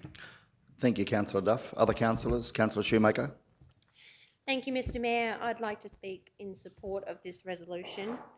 And my reasons are, for me, all the report that we've been provided has done is regurgitated much of the information we were provided in June and again in September to justify the original recommendation of $10 per kilolitre. This report includes limited new information, and it's my view it didn't deliver on Council's intent, which was to understand, differentiate and control commercial and private use and determine if there was a better way moving forward. The advice Council was given was that we were dealing with the provision of water and that the pricing and machines were only one part. In September, my fellow councillors argued this review was imperative, as it would be a broad review, that we needed to continue down this path and back the staff. As I said in September, I was concerned that this review would take staff off priority work with little benefit and would incur external costs. I argue that this is the outcome. Too many resources for a small issue. This should never have been an argument about what was right or wrong. For me, it's always been about deciding what was the responsible thing to do. I read in this report Council engaged the expertise of Mead Perry Group and that this advice, quote unquote, confirmed that Council's adopted access and use charges are consistent with the approach by councils throughout Queensland. I'm concerned we needed a third party to confirm this for us. When I raised my concerns around wasting resources and precious ratepayer funds in the September meeting, I was told by the acting GM that Council had the capacity in-house and that the only external advice would need to come from the companies who operate the card readers.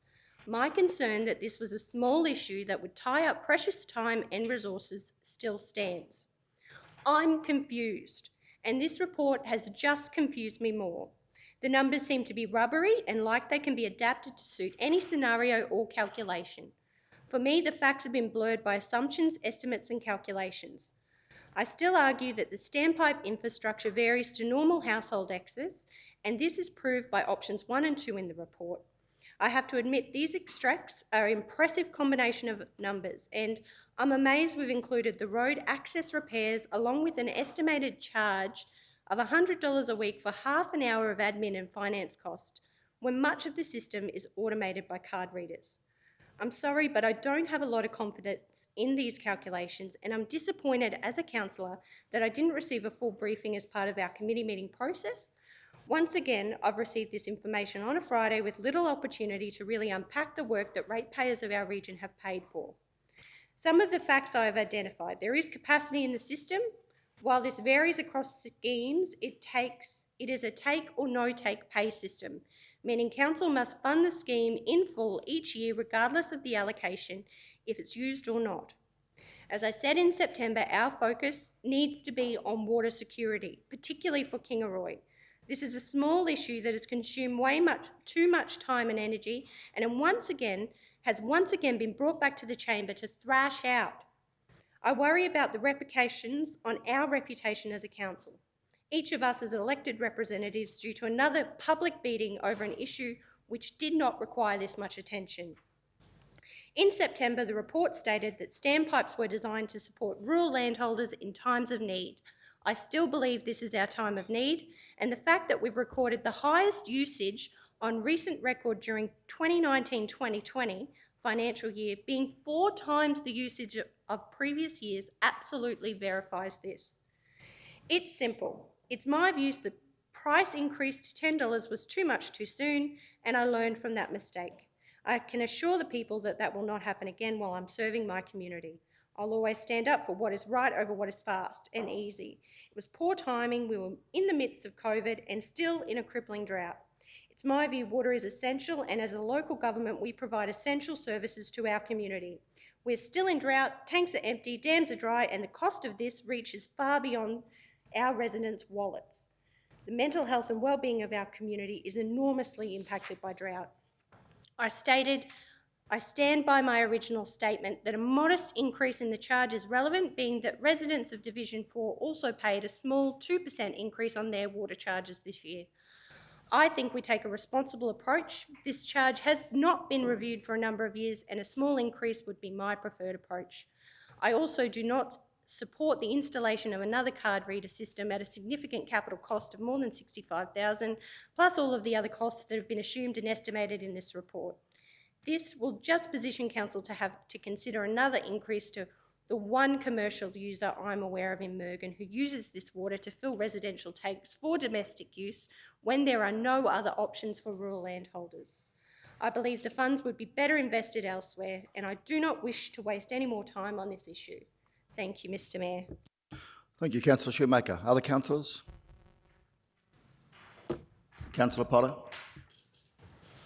I'd actually like to agree with Councillor Duff and Councillor Shoemaker with regards to officers' recommendation number 3. I agree with that one, that it probably doesn't need to be done. But I also agree that there's been enough talk on this. I'm not happy that this had to come back to council yet again for us to discuss this. But I do believe that the $6 a kilolitre is fair. I do believe that, yes, we raised it to 10, which was wrong. I had spoken to people, but the people I've spoken to recently say that they believe 6 is fair. The Kingaroy people don't even have a standpipe, so they have to go to elsewhere to have a standpipe because we don't have the capacity in the Kingaroy Town water supply to even have a standpipe for the Kingaroy people. There is the one standpipe just out of town at Crawford that they can use for free, but I do believe that water's not the best for some of the uses that they need to use it for. But I do believe that we should leave it at the $6. Thank you, Mr. Mayor. Yeah, thanks, Councillor Potter. Other councillors? Councillor Henson? Thank you, Mr. Mayor. Councillor Shoemaker, you said a couple of words, water security. I know only too well what water security means, being a rural person, and I thought Councillor Duff, you'd only know too much as well. Water security is a priority in this council and this whole region. I'd like to also just note, let it be noted, that under the circumstances, yes, we are in drought. We're in a horrific drought. It's continued on from last year. There's no water running down creeks and tributaries and rivers into our storage facilities, but in the last few days, I'm sure almost everybody has had a shower of some shape or form. That being said, I know myself, I've gone out and cleaned gutters out. I've put more downpipes on sheds and houses and structures, and I'd like to think the people in this South Burnett have done the same for water security. It's a small thing and a very minimal cost to go and do to clean out your gutters, and under the circumstances where we're getting showers, every drop of that needs to be conserved and put in storage facilities. So I emphasise, and I can't stress enough, that people have run out of tank water and tanks that are empty, but a great opportunity at the moment. Water's not running down our creeks and tributaries, but they're running down our gutters and down our downpipes. That's their water. Water is our lifeblood. Water is our gold. You know, without it, we can't do anything. So to the individuals that rely on these standpipes, and it's been debated, Councillor Potter, I'm disappointed it's come back as well. Yes, we made a wrong decision. That was our very first decision as a new council at $10 a kilolitre. We look back on that and yes, that's wrong. Totally agree with that. Let's be realistic here. $6 for 24/7 access to water, and everybody I talk to, they'd give their eye teeth to be able to have that. So I'm afraid I cannot support, but in point number 3, happy to go along with that at the moment, Councillor Duff. So I think it certainly needs to be revised in the future, along with many other things in this council's condition and the weather forecast that we're under at the moment. So I'm afraid I can't support 1 and 2. Oh, sorry, I support 1 and 2, but not point 3 at the point in time with the standpipe in Mergen. I'm happy to go along with not putting a dispensing unit in there. So that's my take on it. Thank you. Thank you, Councillor Henson. Other councillors? Okay, well, I'm just going to raise a few comments here again. I'm happy that we'll get this matter resolved today and we can move on from it. Look, first of all, you know I've spoken strongly about this previously and I'm going to do so again. First of all, yes, we are in drought. 60% of Queensland is drought declared. at this point in time. There is a significant broad drought right across our state.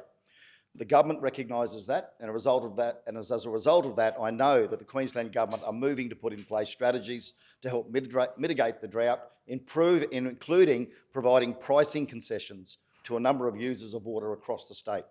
I think it's incumbent upon us as a council to show the required compassion and sensitivity here, coming into Christmas, where we have a number of people who are who are effectively the most vulnerable in our community. Now, Councillor Henson, I take your point about cleaning gutters and filling tanks, but the reality is a number of these people do not have the financial capacity to buy and provide for the water storage that perhaps we'd like to see them have. We don't have any incentive schemes for that, as other councils do in other parts of Queensland. Some other councils do. So it can come at a significant cost to people to have to purchase and install plumbing costs and so forth, these tanks. Now, I believe that we have an obligation to take care of the most vulnerable in our community, and I believe at $4.50 that represents a 10% increase on last year's price of $4. And I would refer to this document here from Unity Water, who are a commercial water provider based on the Sunshine Coast.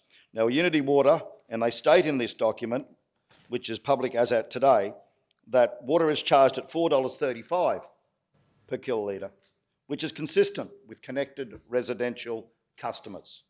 Now, I'm not wanting to perhaps compare apples with oranges, but at some point in time we need to reach a determined figure here, and I am certainly very strongly of the view that a 10% increase, $4.50 for potable water and $4 for non-potable water is sufficient in circumstances of drought where we have very vulnerable people in our community. I have shared this with council previously about the cases of people who are in desperate circumstances, particularly with young families. Their water consumption is that if we make this too expensive, it makes it really, really tough on them.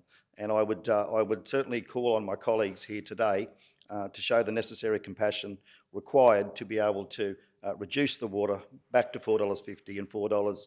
I would hold the position that I took on this some months ago, and for that reason we'll be supporting the motion. Thank you.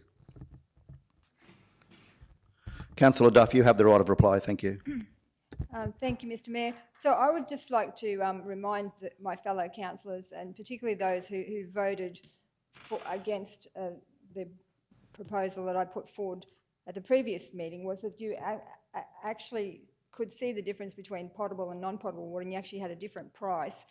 It wasn't a flat $6, I think it was $5.50 and $6 for non-potable water. So now I'm asking for $4.50 for non-potable and $4.50 for potable water and $4 for the non-potable water. So has your philosophy around potable and non-potable water changed? Because back in the previous debate, you were arguing that they should be different. Now you're saying a flat rate of $6. So that's that one. And the other one is, just as the Mayor has said, this is 1.61% of all of our water users are the standpipe users. And if you've stood at a standpipe and talked to the people, I don't know how many councillors have done that, and you see the people who are using those standpipes, sometimes it's just, you're absolutely, your heart reaches out to them. And when Councillor Henson, what the Mayor said is right, these people can't afford tanks, they can't afford infrastructure. They're flat, some of them are flat putting food on the table. So it's a big wake-up call actually just to see who's actually getting that water. So I'm just, I won't budge on this. I know if I get defeated in the chamber, I have to wear that, but I'm certainly not, I want it placed on record that our council couldn't see the compassion at Christmas time in a COVID year with a drought that we've had since 2017, the compassion to just say, hey, let's just do this for our community. So I'll leave it at that. Thank you. Right, thank you, Councillor Duff. Okay, we have the resolution on the table. Those in favour? So in favour we have Councillor Shoemaker, Councillor Duff and Councillor Otto. Those against? Those against, Councillor Jones, Councillor Potter, Councillor Fryloff and Councillor Henson. The resolution has been defeated 4 votes to 3. Thank you, councillors. Okay, now, Mr CEO, do we go back to, where we go to now? We go back to the original resolution? Well, Mr Mayor, if there's a recommendation, but that it is a recommendation, so someone will need to, if nothing, I'll go back to SIP. If council moves on, status quo remains, but that's until January, so really council needs to come to a position today. If a councillor moves the recommendation, well then that is what's debated. Certainly without putting words in anyone's mouth, the last debate, item 3, doesn't have to be moved with 1 and 2 if that's where council's going. So if there's a consensus on item 3 that it's not going forward, well, that just drops out of the picture. But yeah, we'll take a motion from the floor. Okay, councillors, that's fairly clear from the CEO that we have the officer's recommendation there. You could choose to move that, and you could choose to leave out item 3 if you'd like to do that. Do we have any councillor that wishes to move that motion or any other motion from the floor? Councillor Froloff? Is this the one that's the officer's recommendation? Yes, you can choose to move that if you like. So I might just get you to read out what your motion is. Thank you, Councillor Froloff. Thank you, Mayor.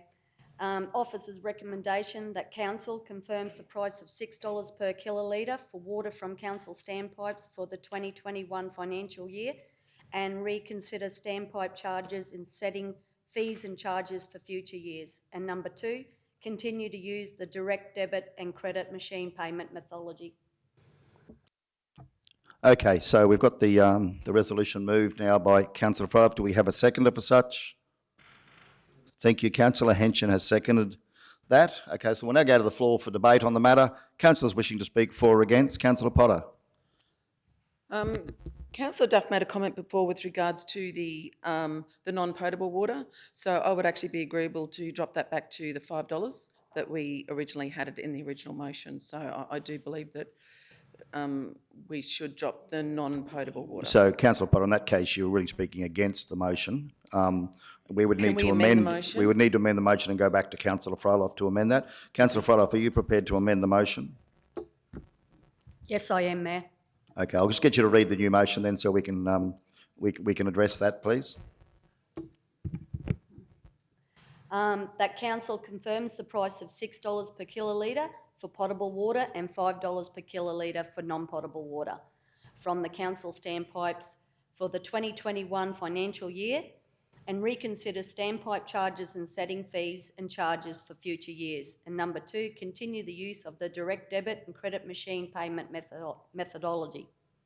Thank you, Councillor Froloff. Mr CEO, can I just confirm that can we treat that as a substantive resolution at this stage? Can we move straight through on that? Yes, please. Yes, we can. Thank you. Good. Okay, do we have a second for that?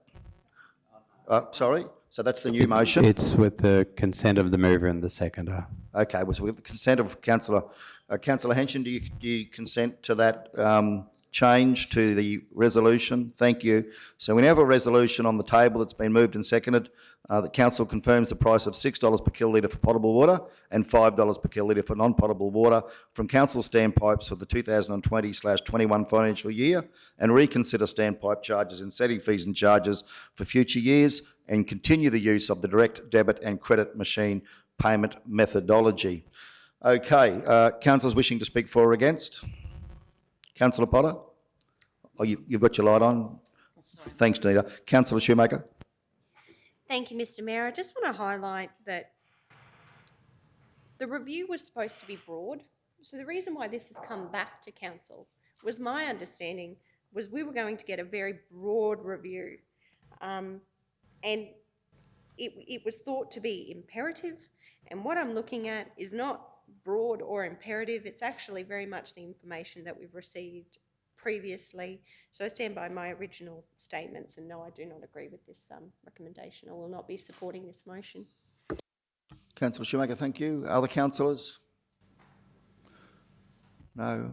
Look, I'll speak then before going back to Councillor Froloff to wrap up. I would like to speak against this motion. I believe that $4.50 and $4 is sufficient. It's in line with other commercial operators that we've seen, as I've highlighted already, at Unity Water, $6 and $5. We could continue that until the end of the financial year. My view is that it would be, This council is committed to spending a significant amount of money recently, yet I'm concerned that we can't provide a $1.50 concession per litre to people who are our most vulnerable in the community. I would also like to share Councillor Shoemaker's concerns that we've undertaken a review here that I spoke against at a previous council meeting. I didn't see the need for this review, but we've pursued it nonetheless, no doubt at some cost to council. And again, we need to be much more careful in how we're allocating the funding. That's just my view. But we need to be more careful about these processes in future. But look, again, I would speak against it on the basis that I believe $4.50 and $4 is a sufficient charge. It's in line with some commercial operators, and that would be the appropriate decision. For council, that will certainly be my position, and as such, I will be voting against this resolution. Okay, any other councillors before we give Councillor Froeloff the right of reply to those speaking against? Councillor Froeloff, over to you. Thank you. Thank you, Mayor. And that, I'm not on town water, I'm on rural land, so when we do go down the standpipes in Nanango, we do pay $6. And yes, Councillor Duff, I've spoken to people down there, and I have no one has complained to me about the $6. There is a small majority out there that has complained, and I believe $6 and $5 is fair, and council staff have put a lot of time and effort in this paperwork that you have in front of me, Councillor Shoemaker. So for you to say that they haven't done their due diligence, I would rebut that deeply. So I'm supportive of this decision. Okay, thanks, Councillor Froeloff. We'll now move to the vote. Okay, so we have the resolution on the table. Those in favour? So we have Councillor Froeloff, Councillor Henson, Councillor Jones and Councillor Potter in favour. Those against? Councillor Shoemaker, Councillor Duff and Councillor Otto against. The resolution has been carried, 4 votes to 3. Thank you all. Okay, we'll now move on to item number 14.1, installation of new flagpoles at Mergen at 201. Mr. CEO, did you want to provide any commentary on this before we No, the matter? Mr Mayor, other than happy to take councillors' feedback, discussed at standing committee and happy to roll on.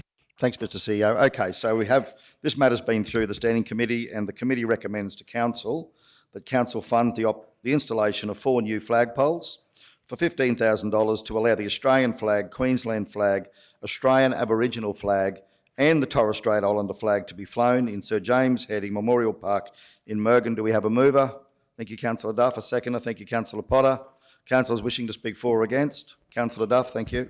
Thank you, Mr. Mayor. I'm really keen for this to happen. We had a wonderful ceremony, flag raising for the first time of the Aboriginal flag in Mergen, and there was a lot of community support, and really looking forward to having, hopefully that this resolution will be supported and we can have those flag poles put up in Heading Park. And just wanted to also mention that just across from Heading Park is the memorial, and that a lot of the RSL were very supportive of the flag going up, and it's just wanted to say that area across around our monument is a bit untidy as well. So, but yeah, really keen to see those flags go up.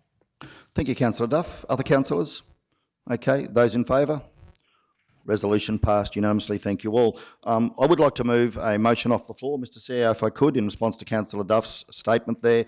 I inspected the area around the monument in Mergen on the weekend, and it is it's in a significant state of disrepair. We'll have Anzac Day coming upon us fairly quickly, and no doubt April will be here soon enough. And I would like to therefore I would like to move a motion that council identify funding to repair, refurbish the surface area around the monument in the main street of Mergen. Do we have a seconder? Councillor Shoemaker, thank you. Councillors wishing to speak for or against? Oh, sorry, Linnell. That council identify funding to repair and resurface around the monument in Lamb Street, Mergen.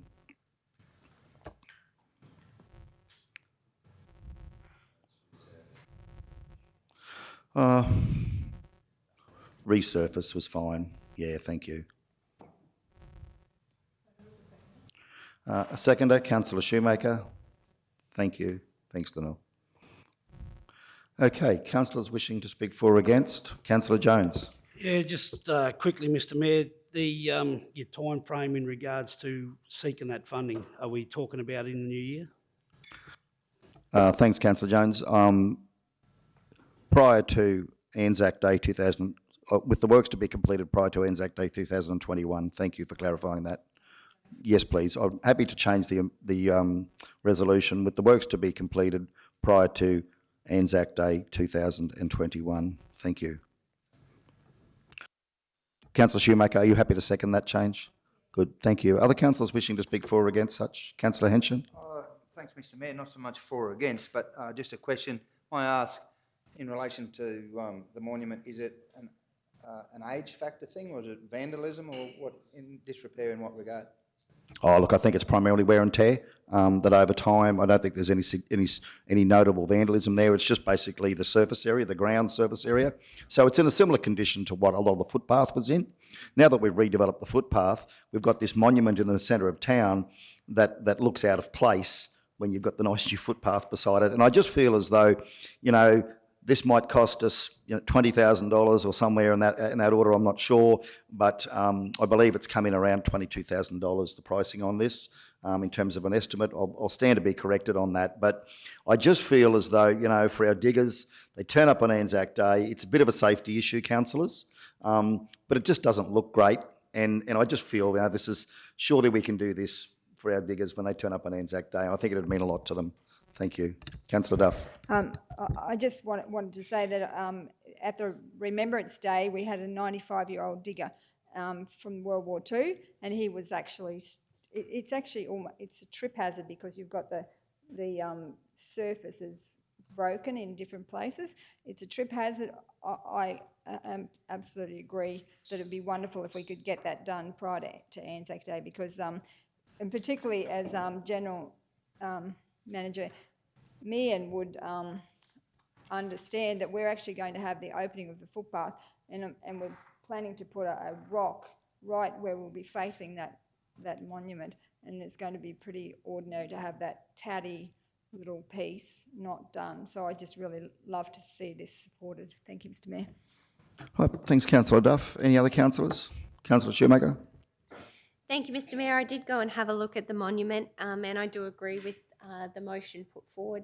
I do also think that these are all memorials across the South Burnett, and I'm sure all my councillors will agree, are very important to the culture and basically who we are. And it's really important that as a council we maintain them to a high standard. So I'm fully supportive of this. I recognise the safety issue, and I'd like to see that rectified before Anzac Day. So thank you. Right, thanks, Councillor Shoemaker. Okay, we'll go to the vote. Those councillors in favour? Resolution passed unanimously. Thank you all. Okay, on to now item 14.2, lease of land for development and operation of a fuel outlet at Geelong, which is at 202. And the property has been offered for lease on the open market by way of tender in accordance with sections 227-228 of the Local Government Regulation 2012. The tender closed on the 10th of November 2020. Tender submissions have been evaluated and a preferred tender identified. Council is now in a position to consider the tender for the lease of the land. It's the officer's recommendation that Council award the tender for the lease of part of Lot 1 on RP 50789, being lease A on SP 320032, in accordance with the terms and conditions of the tender process, to the preferred tender Emberwell Proprietary Limited as trustee for the Tobrok Unit Trust, trading as Corbett's Group. Councillor Shoemaker? Yes, Mr Mayor, I'd like to move an amendment to this recommendation that Council leave the matter lay on the table so that it can be appropriately discussed at a committee meeting in the new year and return to Council for decision following that. Okay, thank you, Councillor Shoemaker. So we have a procedural resolution here that the matter lay on the table until The January General, February General, I guess, because I'd like to see it come to a committee meeting for perhaps in the confidential section so that we can get some more information and clarification around this decision. I do have a few concerns around just awarding a potentially a long-term lease. I think it was my understanding that this could be up to a 20 or 25-year lease. So I'd just like some more time to consider this.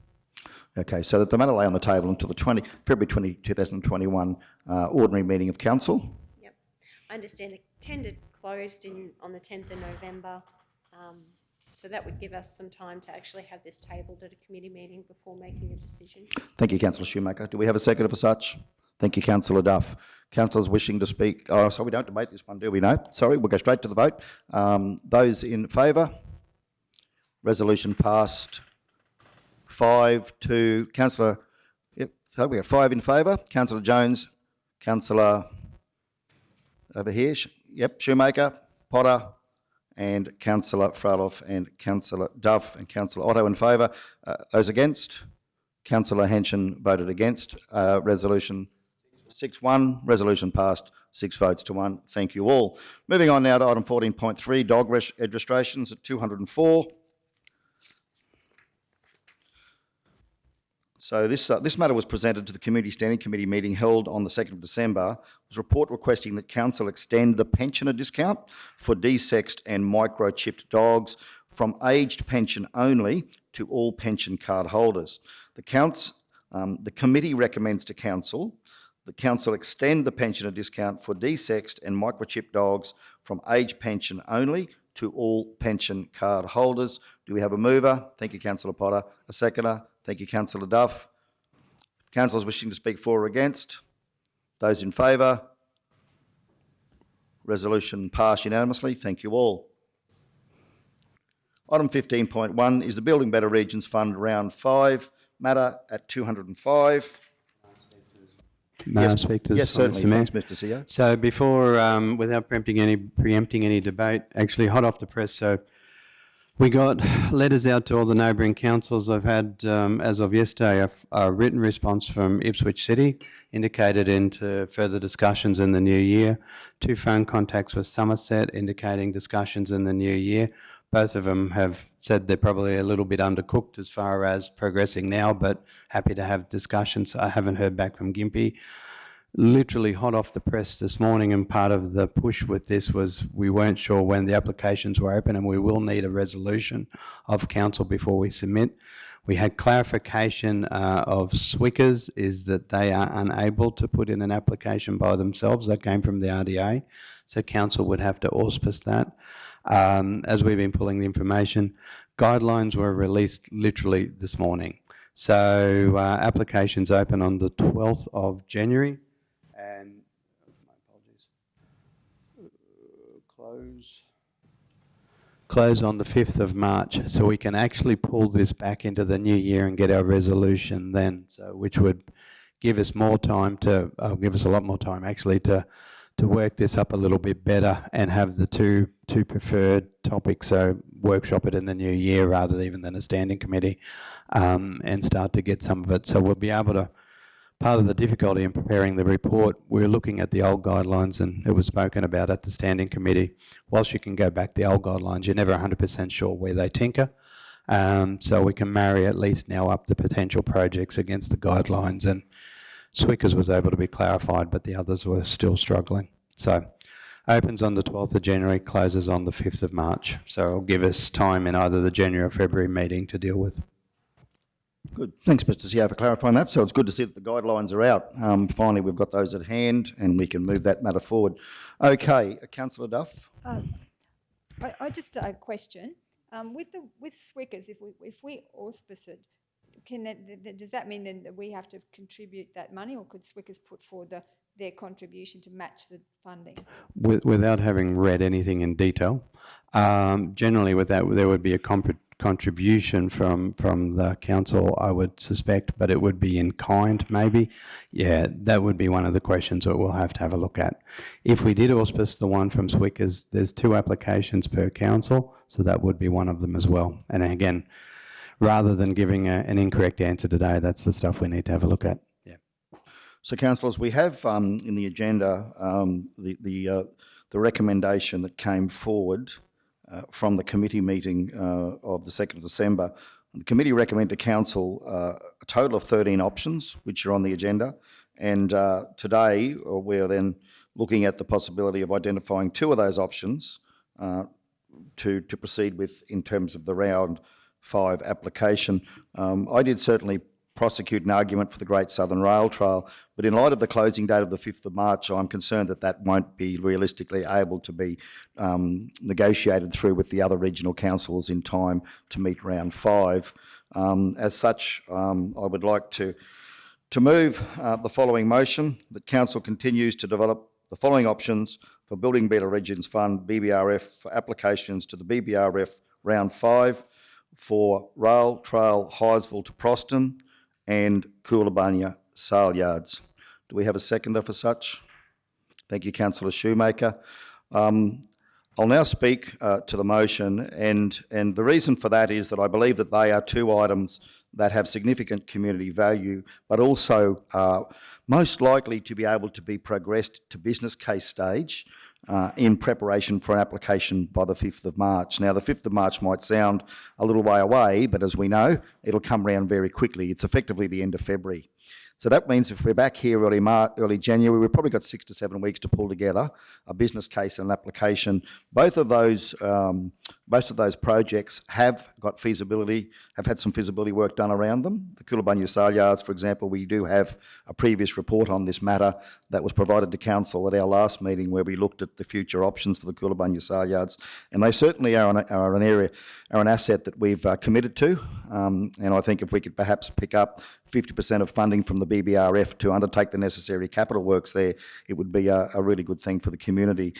The other thing is that the advice that I've received from the RDA, and I'll be keen to clarify this, Mr CEO, once we get a chance to see the guidelines, is that it will be matched funding, 50% from council, 50% from the federal government, and that in addition to that, I suppose the advice from Regional Development Australia was that we pursue 2 applications, one being a larger application and the other being a smaller application in terms of the size of the funding sought.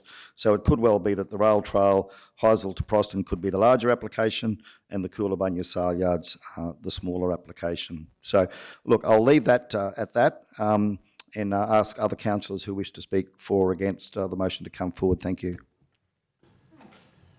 Yes, Mr Mayor, thank you.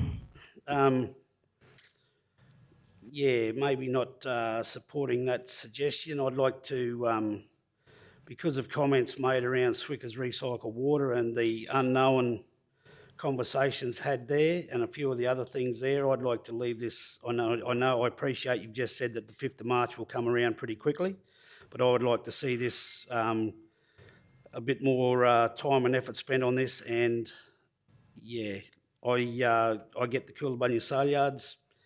I find it hard to support the Rail Trail to Highsville to Proston. I think there's others in there that I see above that, and hearing the conversation around Swickers recycled water, I'd like to leave it on the table until the new year. Thank you, Councillor Jones. Councillor Shoemaker. Yes, thank you, Mr Mayor. I've spoken about Swickers recycled water, and certainly as economic development portfolio holder, I did follow up with Swickers as soon as I could in relation to the Building Better Regions Fund.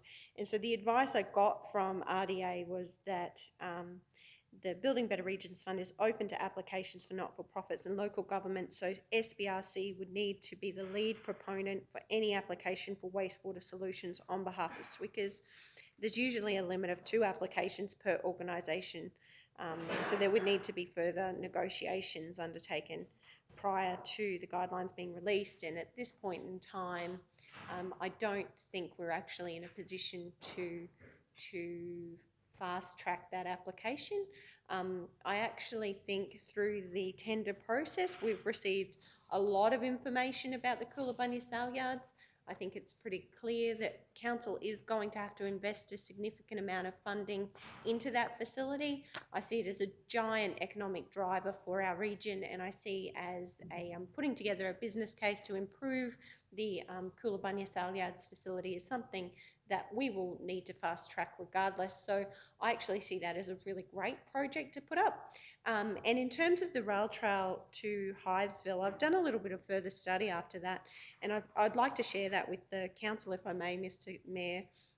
The study cost $48,000, and it's my understanding it was funded by the Department of Transport and Main Roads, done by Mike Halliburton Associates, who was appointed by TMR.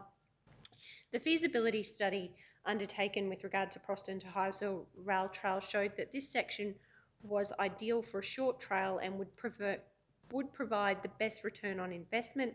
It would attract overnight visitors to both towns, and if horses were allowed, it could also attract equestrian groups. And I see that as a huge outcome for the areas of Proston and Hivesville. I went out there just last week to have a look around, and I know myself, when it comes to Proston and Hivesville, what happens for me is normally the only reason why I'm out that way is because I'm going to Bundoomba Dam. And so unfortunately, I might stop at Hivesville to grab an ice block for the kids at the service station, or pull past to the pub on our way there or home. But to be honest, I won't drive into Proston. So I see this as a giant opportunity to really build on the work that the Proston community has done. They've brought those shops in Proston. There's some really great outcomes. There's a real renewed focus by that group of people to really grow their town. And I think being that there is such a giant sway for rail trails from our federal members, I see this as something that could potentially get up and bring the economic benefits. So from the research that I've got here, the trail could cost an estimated $2.2 million, but would inject up to $786,000 a year into the Proston Hivesville economy, according to the study. And I see for a small rural town like that, that's certainly significant.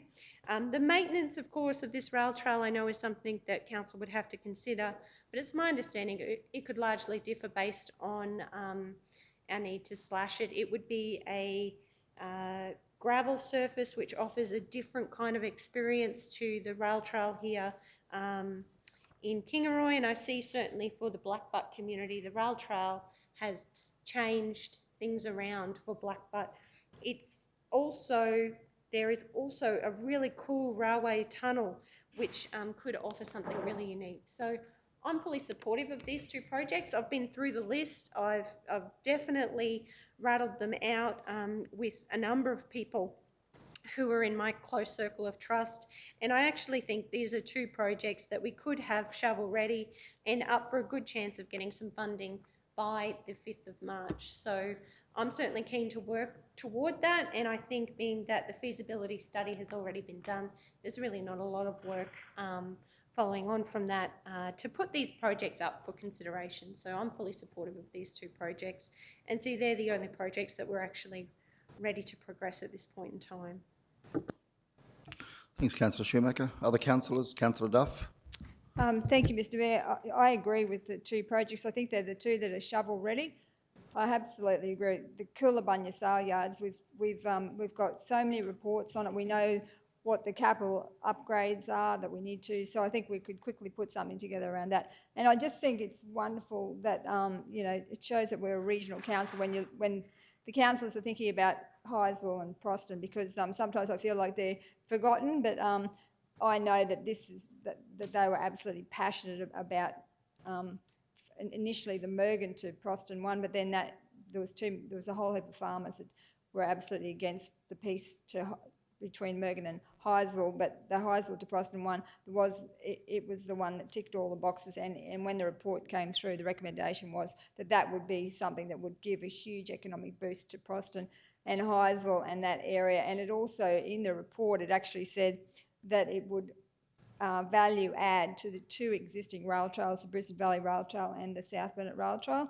So when I first was elected, I wasn't keen on rail trails. It was my portfolio, and I went down to Victoria as part of this to see what a difference rail trails would make. And I saw where small towns were turned around and there were motels along rail trails.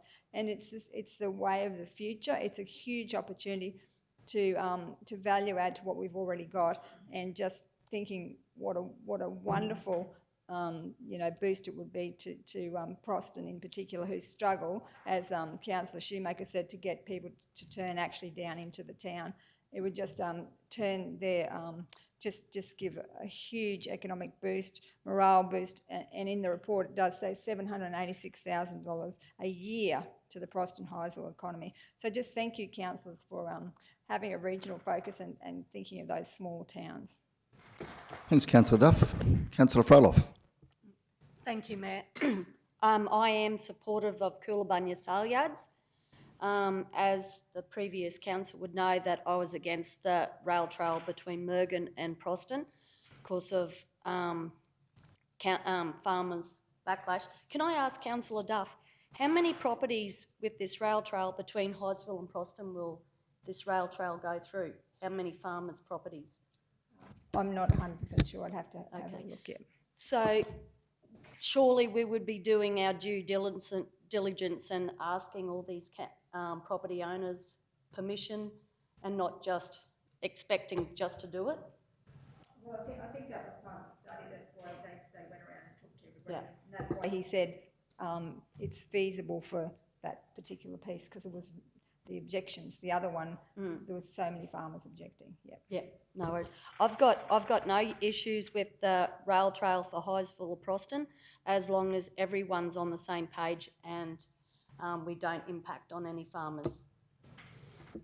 Thanks, Councillor Froloff. Councillor Potter.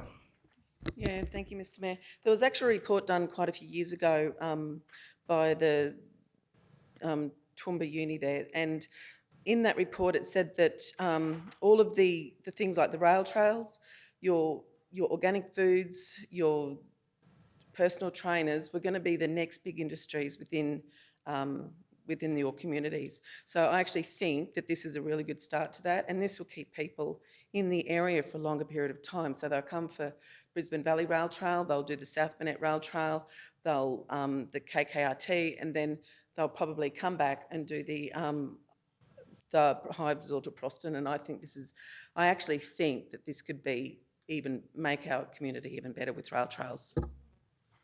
Thanks, Councillor Potter. Okay, Councillor Henson.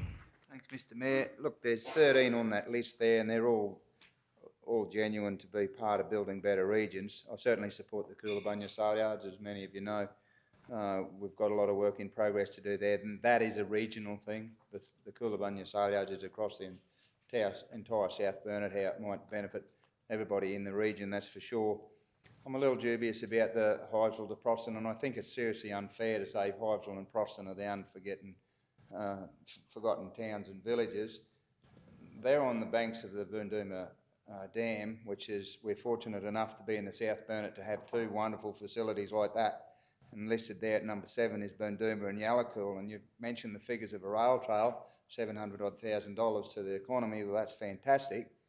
If we go back and look at the figures that Boondooma and Yallacool have generated within the region as well, and been noted, the number of people that are visiting those facilities is just incredible, and I think it'll leave the rail trail far behind. But in saying that, I'm not dead against it, but like Councillor Froloff has suggested, I think serious consultation needs to be given to the rural people between Highsville and Proston, that's for sure, because there's been some unrest between Mergen and Highsville previously.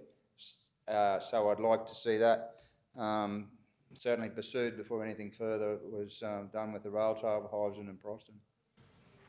Yeah, thanks, Councillor Henson. Any other councillor wish to speak before we go to the vote? I'll just take the right of reply here as the mover of the motion of the resolution. So this is proposed from Highsville to Proston. I understand that Department of Transport and Main Roads have done a body of work and they have consulted the primary producers between Highsville and Proston. Please correct me if I'm wrong, but I understand that they've already done that. Main Roads already done the consultation. Is that correct? Mr. Mayor, yes, that was part of the consultation, and that's why it came back as feasible. The other one was not feasible because there was too many people against it.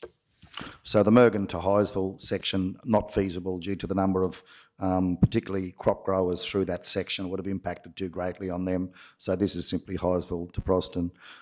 Councillor Henson, I think, just to clarify too, I don't think Councillor Duff said that those two communities were the only forgotten communities. I think she said that they were pleased that they weren't forgotten communities. So I think she was, just wanted to clarify there, she didn't say only forgotten. And I know that we all accept that there are, one of the strengths of this council has always been our preparedness to support all of our communities, irrespective of whether they're small or large communities, be it Maidenwell, Benarkin, Geelong, Cumbia, Proston, Highsville, all the small communities. I'm really looking forward to continuing to do that over the term of this council. So, Councillor Hinton, did you have your light on? Yeah, finally, Mr Mayor, that's fine, and I appreciate being corrected there on Highsville and Proston, but also just to be noted, you know, wonderful rail trail Highsville, Proston, but be aware, and council be aware, there's going to be maintenance costs involved in that we want to be very aware of as well. Yeah, thanks, Councillor Henson. Okay, so I'll just finish up the right of reply. I would, I think the $786,000 economic benefit that the Department of Main Roads have identified for the Proston community, and no doubt that's also the Highsville community, would be tremendous for that region. It is my view, I've been out and actually gone along that rail trail and seen where it would finish up. It actually starts really in a great spot in Highsville and finishes in a tremendous spot. It actually comes into and streams straight into Railway Park, where council's looking to invest $50,000 to actually redevelop the park. And so we're going to have a dump point there. We're going to have caravans coming and staying there. I know a lot of the caravanners that I see getting around have got the pushies on the back. So how great would that be to be able to park at Proston? You've got the laundromat across the road. You've got the supermarket on the corner, you've got this, the hotel there, you've got the coffee shop and the bakery and the coffee shop and the chemist. And I just think that'll be a great economic stimulator for those small shops. If people can park their caravans, they can use the dump point, they can use the facilities, they can go off and ride the rail trail, do the loop, come back to Proston. I think it's got a lot of benefits for that particular part of the region. And I do think, as the report has identified, it will continue to grow. Rail trail popularity will continue to grow in this country. And I believe that I've been told by the RDA, by Scott Rowe, that the current federal government, when they're looking at the BBRF, and these are Scott's words, are looking very favourably at tourism infrastructure and particularly rail trails, because the federal government see that they can be shovel ready, they can create jobs quickly, boost the economy, and they can also provide an economic stimulus to these small regional economies moving forward. So I think if the federal government see that as an important strategy moving forward, I think our council should also get on the same page as the federal government with this. So, okay, well that's completing my report of reply. I'll now put it to the vote. Those in favour? Okay, those in favour, Councillor Schumacher, Councillor Potter, Councillor Froeloff, Councillor Duff and Councillor Otto. Those against, Councillor Jones and Councillor Henson. So motion's been passed, 5 votes to 2. Thank you all. Okie doke, let's move on now to the next item on the agenda. Find my sheet, which is the Mr. CEO, well, we don't have any notices of motion, I don't believe, do we? So the delegated authority reports at 17.1 at 208. We've got a few of those, and I'll just read the officer's recommendation. Let's get to the right page. So the officer's recommendation here is that the delegated authority report be received. There is, in fact, 4 attachments there relating to a boundary realignment in Blackbutt, a builder's yard and office in Kingaroy, childcare centre in Kingaroy, and bulk landscaping supplies in Kingaroy. So the delegated authority report be received. Do we have a mover? Thank you, Councillor Duff. Seconder, thanks, Councillor Potter. Those in favour? Passed unanimously. Thank you all. Okay, we're now going to move on to item 18 at 3:33.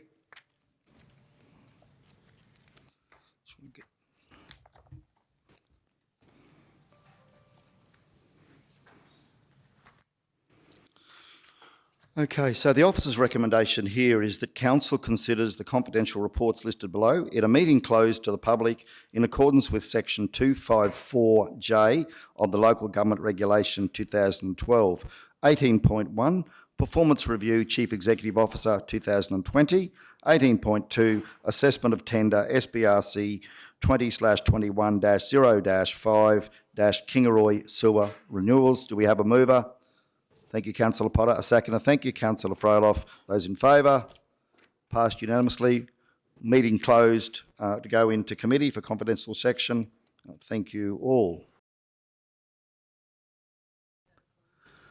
Okay, welcome back, everybody. I'll now move that council moves out of closed council into open council. We have a seconder. Thanks, Councillor Potter. Those in favour? Okay, thank you all. Right, we'll now move on to item 18.1 on the agenda, and the officer's recommendation is that the South Bennett Regional Council receives the performance review report for the Chief Executive Officer for December 2020 and authorise the Mayor to sign the performance review report for the Chief Executive Officer of December 2020. Do we have a mover? Thank you, Councillor Duff. Seconder. Thank you, Councillor Froeloff. Those in favour? Thank you all. Passed unanimously. Item 18.2 is assessment of tender SBRC 20/21-05 for Kingaroy Sewer Renewals, and the South Bennett Regional Council invited tenders for the Kingaroy Sewer Renewals for 2020-21 on the 14th of September via the LG Tender Box platform, and the project involves the rehabilitation of sewer mains in Kingaroy ranging DN150 to DN375 in size to prolong the life of existing infrastructure with minimal excavation of trenches. The tenders closed on the 6th of October. 4 companies submitted offers, 3 having alternative tenders. No non-conforming tenders were received, and this report outlines the assessment of the tenders based primarily on information supplied with the tender submissions. As such, the officer's recommendation is that Council note the tender valuation report and delegate to the Chief Executive Officer to negotiate the contract with the preferred tenderer being Interflow Proprietary Limited. Do we have a mover? Thank you, Councillor Jones. Seconder. Thank you, Councillor Froeloff. Those in favour? Passed unanimously. Thank you all. I'll now move, we'll now close the meeting. I'll now move to close the meeting at, I will now close the meeting at 12:27 p.m. Thank you all. Enjoy the rest of your day.